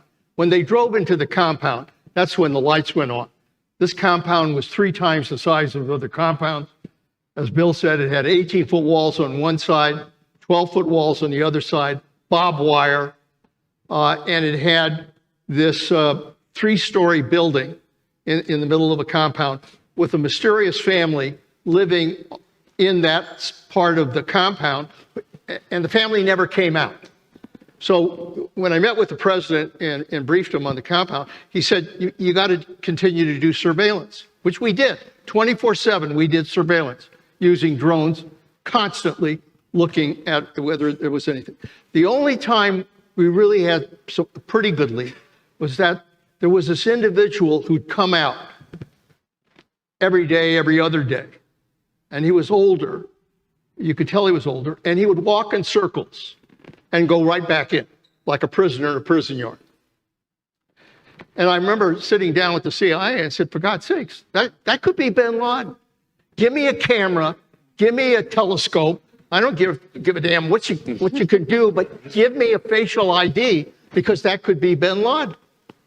And they said, it's really tough. We got 18-foot walls on one side, 12-foot walls on another side. We just can't get a good shot. And I remember saying to them, I said, I've seen movies where the CIA can do this. And we all laughed, but they were never really able to get a total facial ID. Now, we pieced intelligence together. They went 90 miles away from the compound to make a phone call. We were able to get into their phone calls. And one day they went out there to make a phone call 90 miles away. And the courier was having a conversation with a friend. And the friend was saying, what are you doing now? What's happened? And the courier kept saying, trying to push him off and not pay attention. He said, look, what are you doing? And the courier said, I'm doing what I used to do. What he used to do was to be a courier for bin Laden. And the person on the other end of the phone said, then go with Allah. So we started piecing together little bits of intelligence like that began to make a case, that perhaps bin Laden was really there. But bottom line is we never had 100%. That's a risk. That's why some people around the National Security Council were nervous as hell that we didn't have enough evidence. In addition to that, we're going 150 miles into Pakistan at night, 2 helicopters. Without their permission. Without their permission. I mean, one of the alternatives we looked at is, should we talk to the Pakistanis? And immediately the president, Tom, and those of us that work with the Pakistanis said, I don't think so. I don't think so. So we had to do this without letting the Pakistanis know. So now you're going in at night, 150 miles, 2 hours, 2 helicopters, and you're going to rappel down. And this place is located near their West Point and near a bunch of other operations there. So we could wind up in a shooting war with the Pakistanis. The president at one point said, what do we do if that happened? And Bill, you tell him your answer.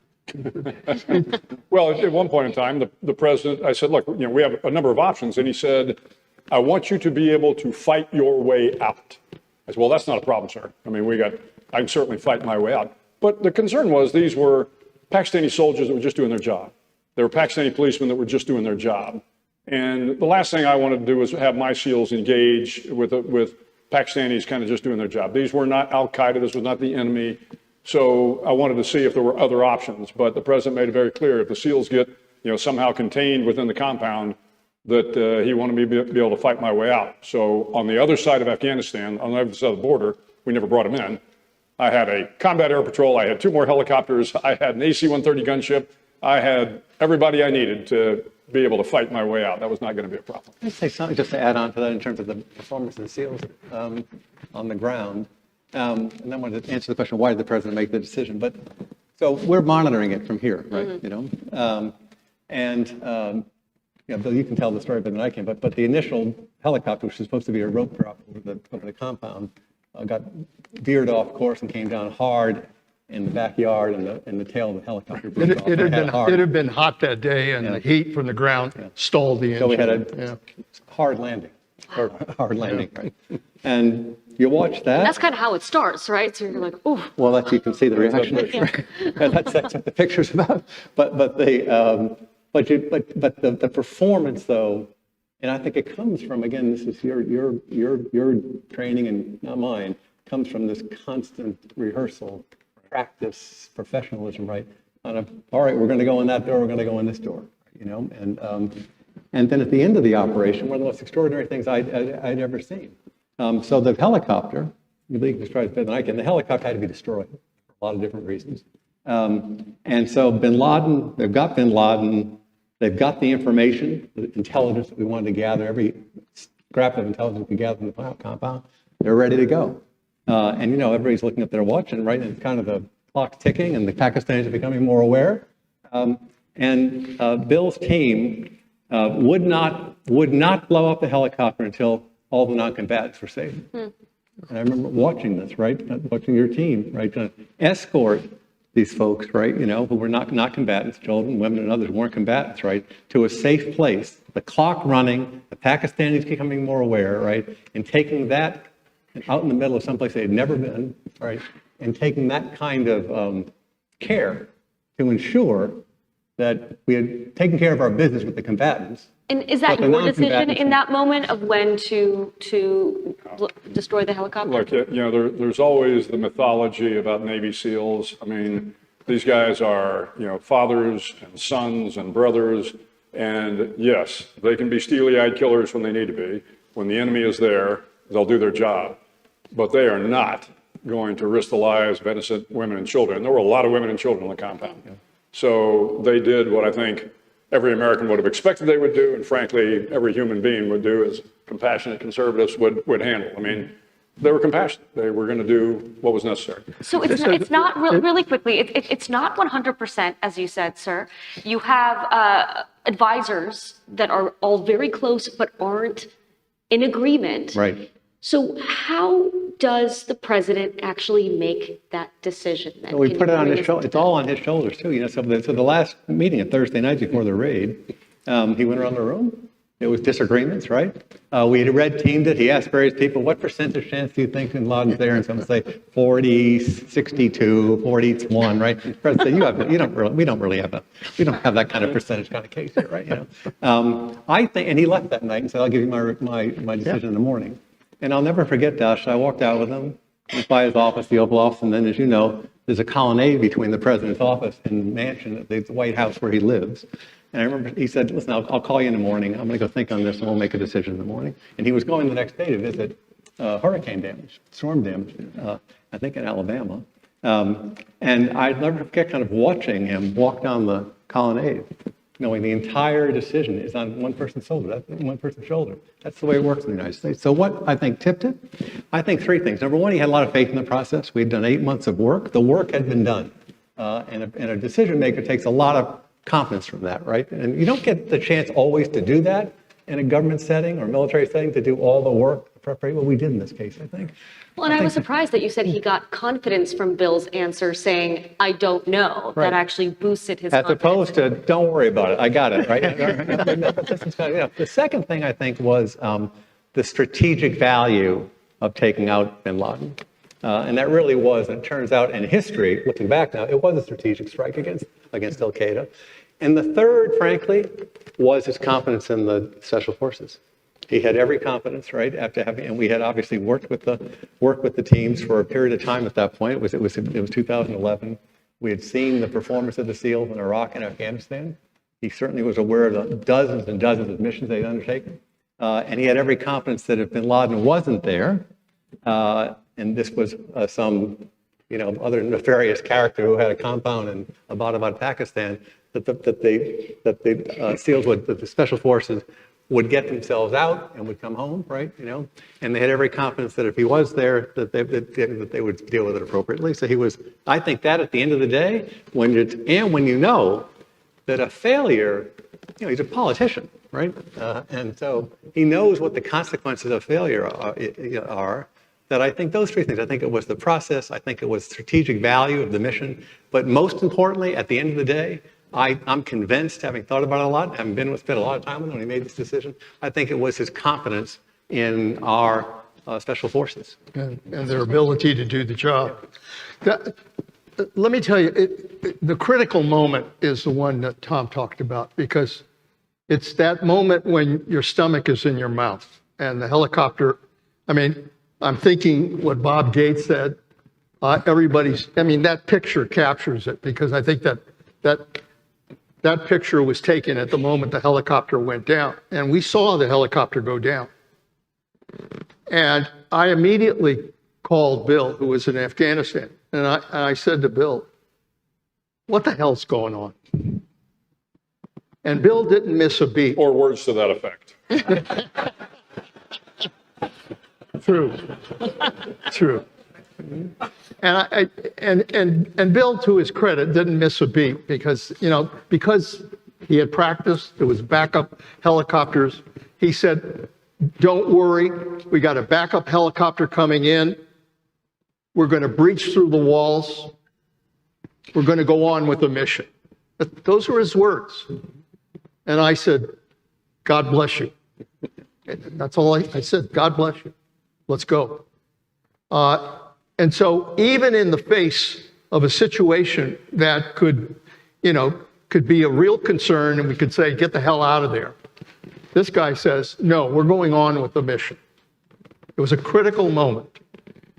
And they did. And they went in, and we heard some gunfire at that point, knew that they had run into, obviously, somebody who was armed in the compound. And then there was 20 minutes of silence, the longest 20 minutes in my life. And at the end of that 20 minutes, Bill came on and said, I think we have a Geronimo. Geronimo was the code word for bin Laden. And we were at headquarters looking at each other and waiting. And a few minutes later, he came back and he said, we have a Geronimo, which meant that they got bin Laden. Now, at that point, it's not over. They've got to pick up the intelligence. They've got to get bin Laden's body. They've got to deal with the helicopter that's down and destroy it so it won't get into Chinese hands or anybody else's hands. So they're blowing up this helicopter. Villages are going to be waking up. But they've got to go through what they're trained to do. And I mean, Bill is trying to get them to move because, it's time to get the hell out of there. And eventually they get everybody together. They have a backup helicopter. They blow up the other helicopter. And they're up in the air, and now they're going back. They have to go another 150 miles back to Afghanistan. And we were worried that the Pakistanis might very well scramble their F-16s, fighter planes. And so it was not over. And they finally reach Afghanistan. And it was at that point, when they landed in Afghanistan, that frankly, we all sighed relief that, the mission had been accomplished. Then we had to be sure it was bin Laden. The President of the United States was going to go out, and as Bill described, we had multiple timelines, tab notebooks. We've done this work. The one thing I didn't anticipate was the cathartic reaction in the country, right? So, which was manifested in front of the White House that night. It was 11 o'clock at night. We were walking across the Rose Garden. He heard this outburst. But he was going to have to go to the world and announce that bin Laden had been killed. Well, you better be sure. How do you do that? Because so I mean, we just had a firefight, right, in a compound in Abbottabad, and Bill can tell the story about the identification, which was part of what had to be executed, Josh, right? Because the President of the United States wasn't on the East Room of the White House and announce that we had accomplished this mission and have bin Laden show up someplace else. Right? Sure, the sense of urgency there is also incredible in that moment. You want to get that confirmed and get the information to the people. Yeah, absolutely. At one point in time, as the helicopters are coming back across the border, as Secretary said, you could breathe a little bit of a sigh of relief, but I didn't know whether it was bin Laden yet. I mean, the nature of these operations are that sometimes, you look at it and the guy's on target. Again, recognizing the guy's on target, a lot of things are happening. It's adrenaline, it's late at night. They're doing the best they can. They know they're on a timeline.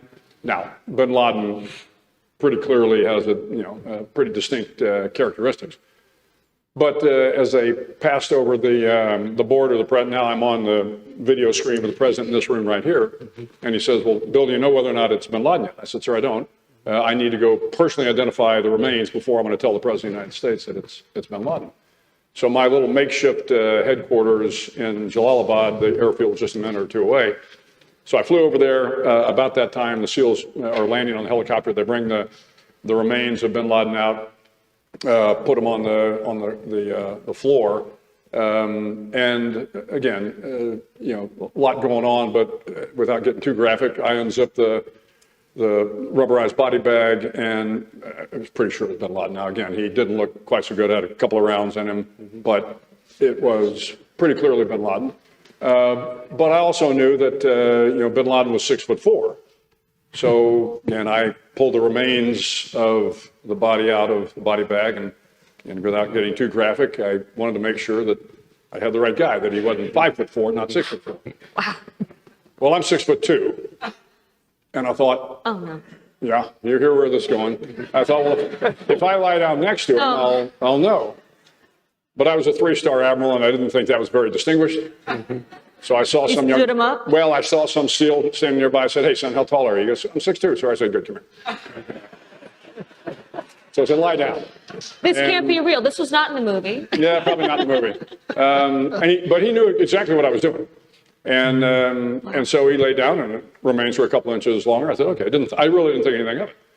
So I come back to the video room, and I'm now talking to the president. He says, "Well, what do you think?" I said, "Well, sir," I said, "I need DNA to be 100% sure," and then we did get DNA. did that.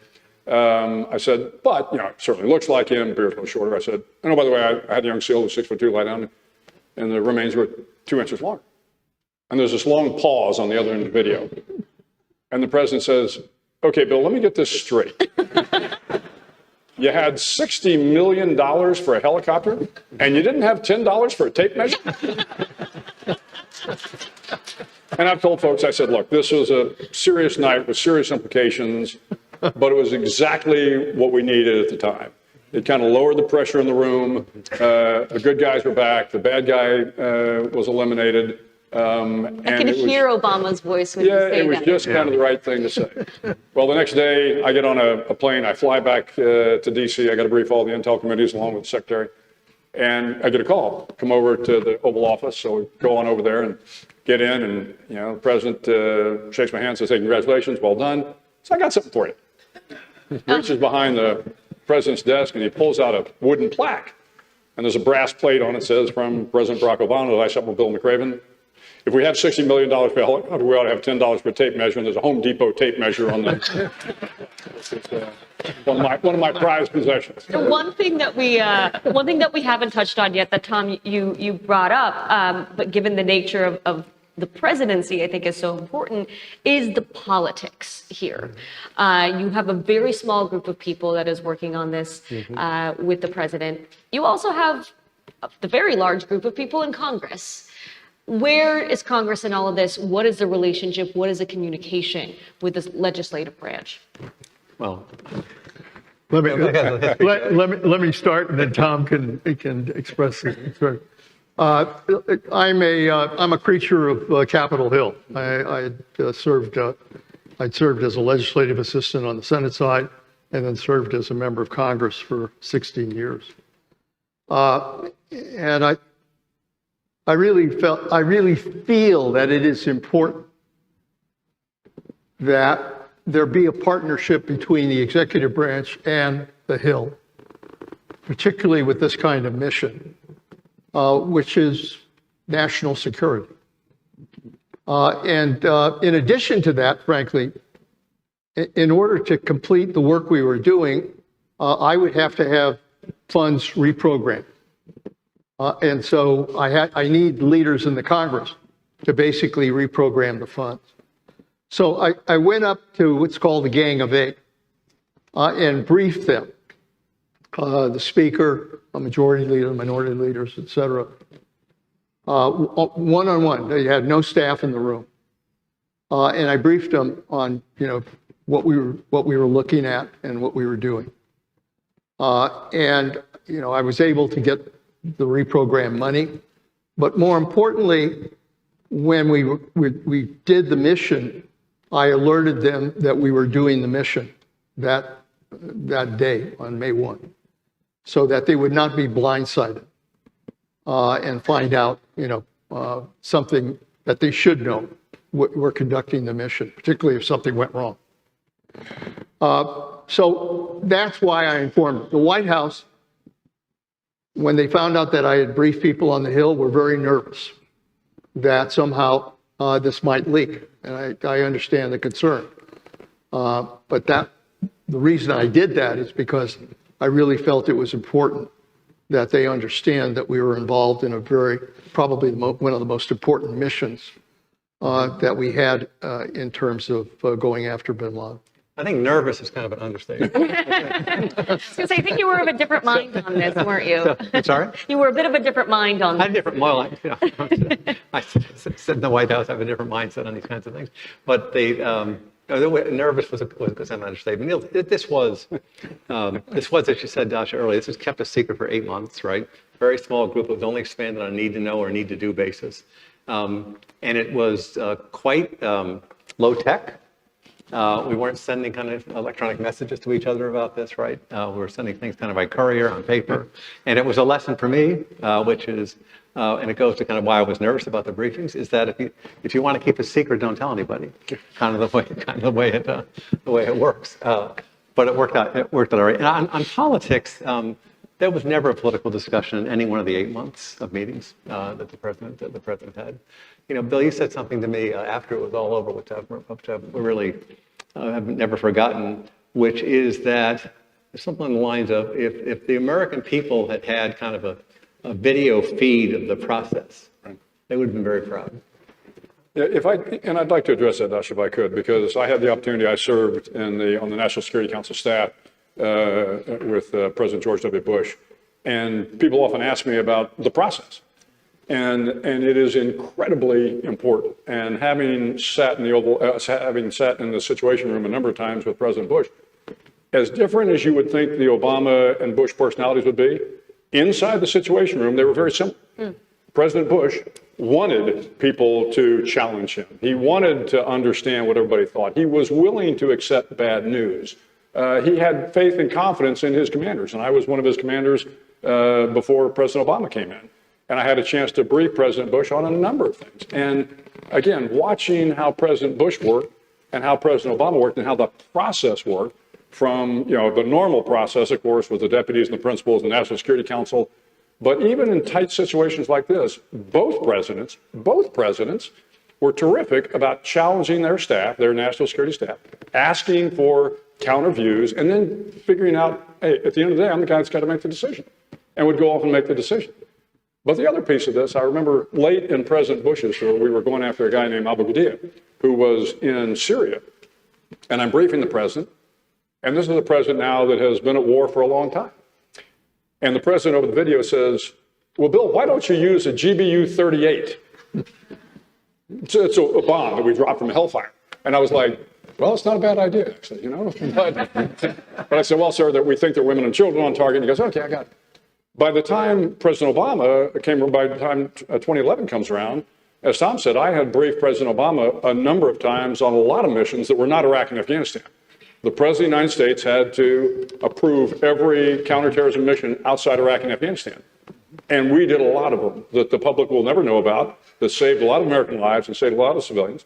And the president had to make that decision. So by the time the bin Laden raid comes around, the president and I had a good relationship, a professional relationship.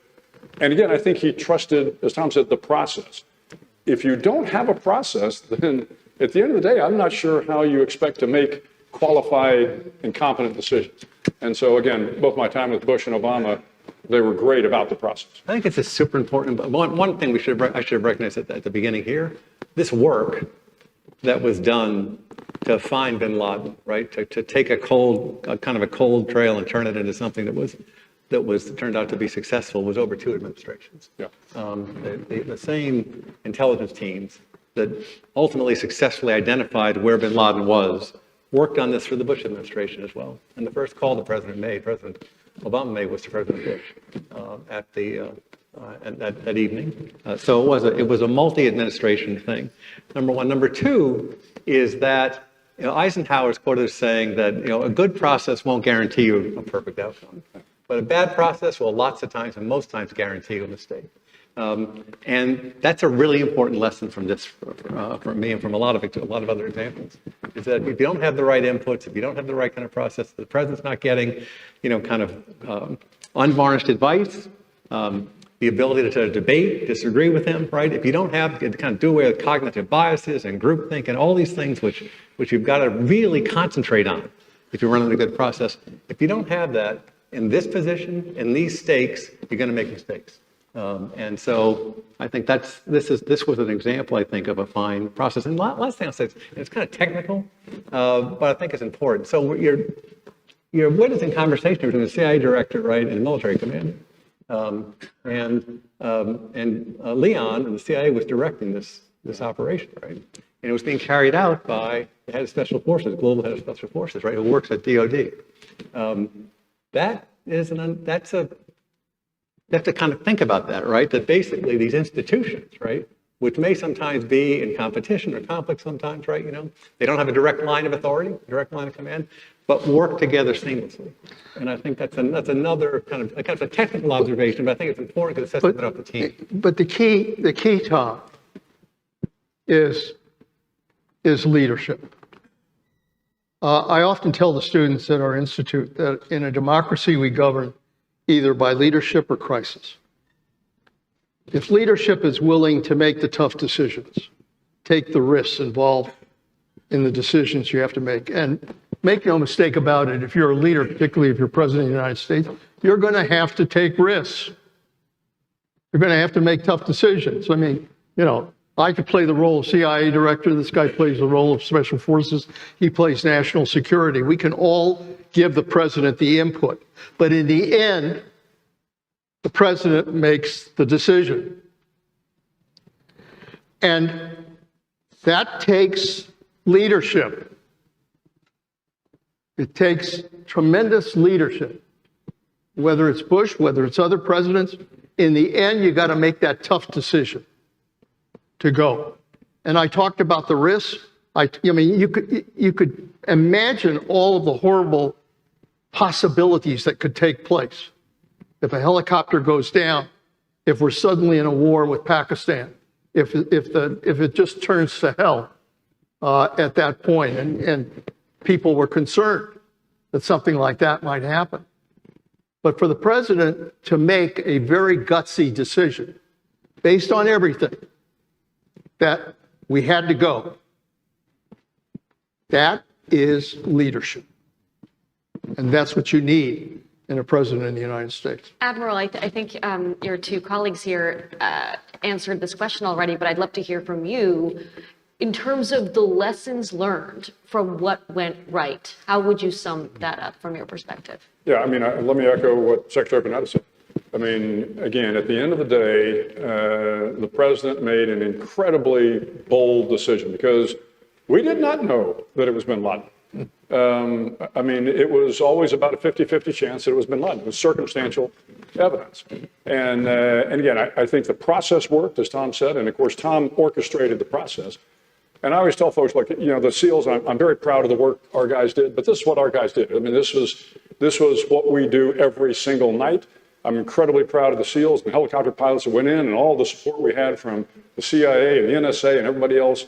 But that's what we do.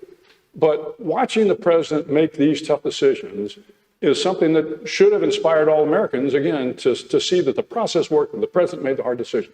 But the other person I give great credit to for this raid is this gentleman right here, because when this got started, the CIA had a plan to do it with paramilitary folks from CIA, and these were great young Americans. But at some point in time, the the director of Central Intelligence, who CIA could have had all the credit for this. I mean, this could have been about a CIA operation, and they would have gotten everything. But at the end of the day, the man who has no ego, who wanted to do what was right for America, says, call in JSOC because they're the guys that can probably do this a little better than our guys. But I will tell you, his young officer, and I had a chance to see him again the other day, there was this he was a former Army officer who was kind of running their paramilitary at the time. And you think about this. This is going to be this kid's moment, the historic moment. He's going to run this mission. And then all of a sudden, somebody's got to tell him, son, you're not doing it. We're going to bring in these guys from down in North Carolina. And can you imagine what that must have gone through? But let me tell you what the kid did. The kid said, sir, I got it. What can we do to help? And he and his team just worked with us hand and foot for the remainder of the mission. I mean, that is American patriotism. It wasn't about him. It wasn't about him. It was about getting the job done. And for, the director of the CIA, it wasn't about the CIA. It was about doing what was right for America. And, so again, tremendous credit to President Obama for making the hard decision, but also tremendous credit to Secretary Panetta for deciding that this wasn't going to be about the CIA. This was about doing what was right for the country and bringing in the guys who did this every single night. Speaking of young Americans, I do think we have a couple in this room that have some questions for the three of you. So before we go, let's get to our students here. If you could stand up and introduce yourselves. Yeah, hi, I'm Andre. I'm a fourth year studying global security and justice. My question for you has to do with kind of after the raid. How do you decide, and also before, how do you decide what to tell Congress, what to tell the people once it's happened? What do you leave out? What do you keep in? How do you make that decision? Well, it's a good question because we went back to the White House. I went down to the White House after, Bill had landed in Jalalabad. The team had landed in Jalalabad, and we knew we had bin Laden. And we went down to the White House. The president congratulated our team and everybody. It was a great feeling. But the president had a question as to. I mean, I just assumed, very frankly, the president's going to announce this. Part of that was the politician in me, but part of it was, that we had accomplished this mission. But the president, I mean, again, to his credit, said, he was not somebody who wanted to puff his chest out. He's not that kind of guy. And he also was concerned that this had to be the right moment. And so what he did was he had Admiral Mullen call his military counterpart in Pakistan, Kayani, and tell him what we had done. And I was to call my counterpart in intelligence and tell him what had happened. And Kayani, said, great, I'm glad you got him, but I'm assuming the president will announce it because, frankly, he didn't want to take the heat of Pakistan getting blamed. And so we went back into the Situation Room, and Admiral Mullen told him about his conversation. I told him about the conversation I had. My counterpart said, I hope the president will announce it. And so we gave the president that guidance, and it was at that point, frankly, that the president then made the decision to tell the American people. And speechwriters had to go ahead and start drafting, and we had to get everything ready. But, it didn't just happen. It wasn't like, okay, now I'm going to announce it. He took the time to kind of figure it out, make sure that we were doing it right. And I think when the president made his announcement, it was the right moment to say what he said to the American people. And I have to tell you, personally, hearing the crowds in the front and the back of the White House yelling, USA, USA, CIA, CIA, it was a great moment for me. All right, we've got one more question. All right, thank you guys for being here tonight. It's such an honor speaking to people who had such a big role in shaping history. So my question is, I want to learn more about what presenting intelligence to the president who makes life or death decisions, and I want to hear more about what that looks like. Do you lay out all the probabilities? Do you calculate the scenarios? Like, what goes into that? Tom? Well, The president is, in this case, as we said, over the course of an 8-month period, there were regular briefings of the president to bring him up to date on what further information had been developed and how, whether we were coming any closer to a conclusion. This process ran kind of in parallel to the normal process.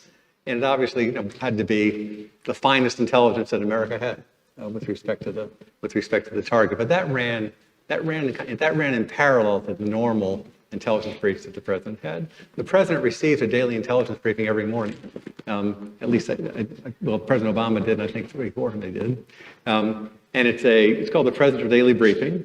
It's the kind of the gold product of the intelligence community that is kind of pulled together every night by CIA. I think it's now a DNI who's doing it now. And it comes to them every morning. And it's kind of this product which basically gathers the most important intelligence around the world from all our intelligence agencies, the things the president needs to know every morning. That's presented at what's called the President's Daily Briefing, which is usually the first meeting that the president has every day. Traditionally in the United States, we separate intelligence from policy. So the briefing itself and the product itself would come from the intelligence community. And whoever was doing the briefing, whether it be the director of CIA, the DNI, or a briefer, would come in and kind of present it to him. The president would have any questions that he had, and then we would ask that group to leave, and then the president would meet with his policy people, at least in the Obama years, to discuss the following question. All right, we've just had this late on us. What are we going to do about it? And if he had any questions, follow up on how we would manage various things. So it's an ongoing process, I think, at its best, right? Where the president's having an ongoing conversation.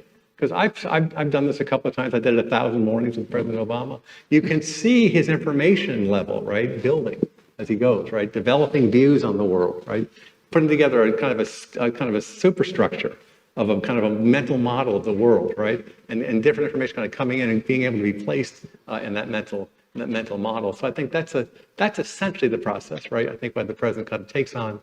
You have these special instances like the bin Laden stuff, which goes in its own category. But the day-to-day conversation with the president, where he builds on his knowledge, right, and he can ask questions and he can give direction to the intelligence agencies, so what he's interested in, what he's worried about, right? That ongoing process, I think, is really essential and ends up with the president being a much more effective decision maker. All right, I think I can speak for all of us when I say we could listen to you all tell stories the whole night, but unfortunately people have to eat. Truly, it has been such a privilege to have the 3 of you up on the stage, extraordinary heroes of American history. Thank you all so much, and thank you.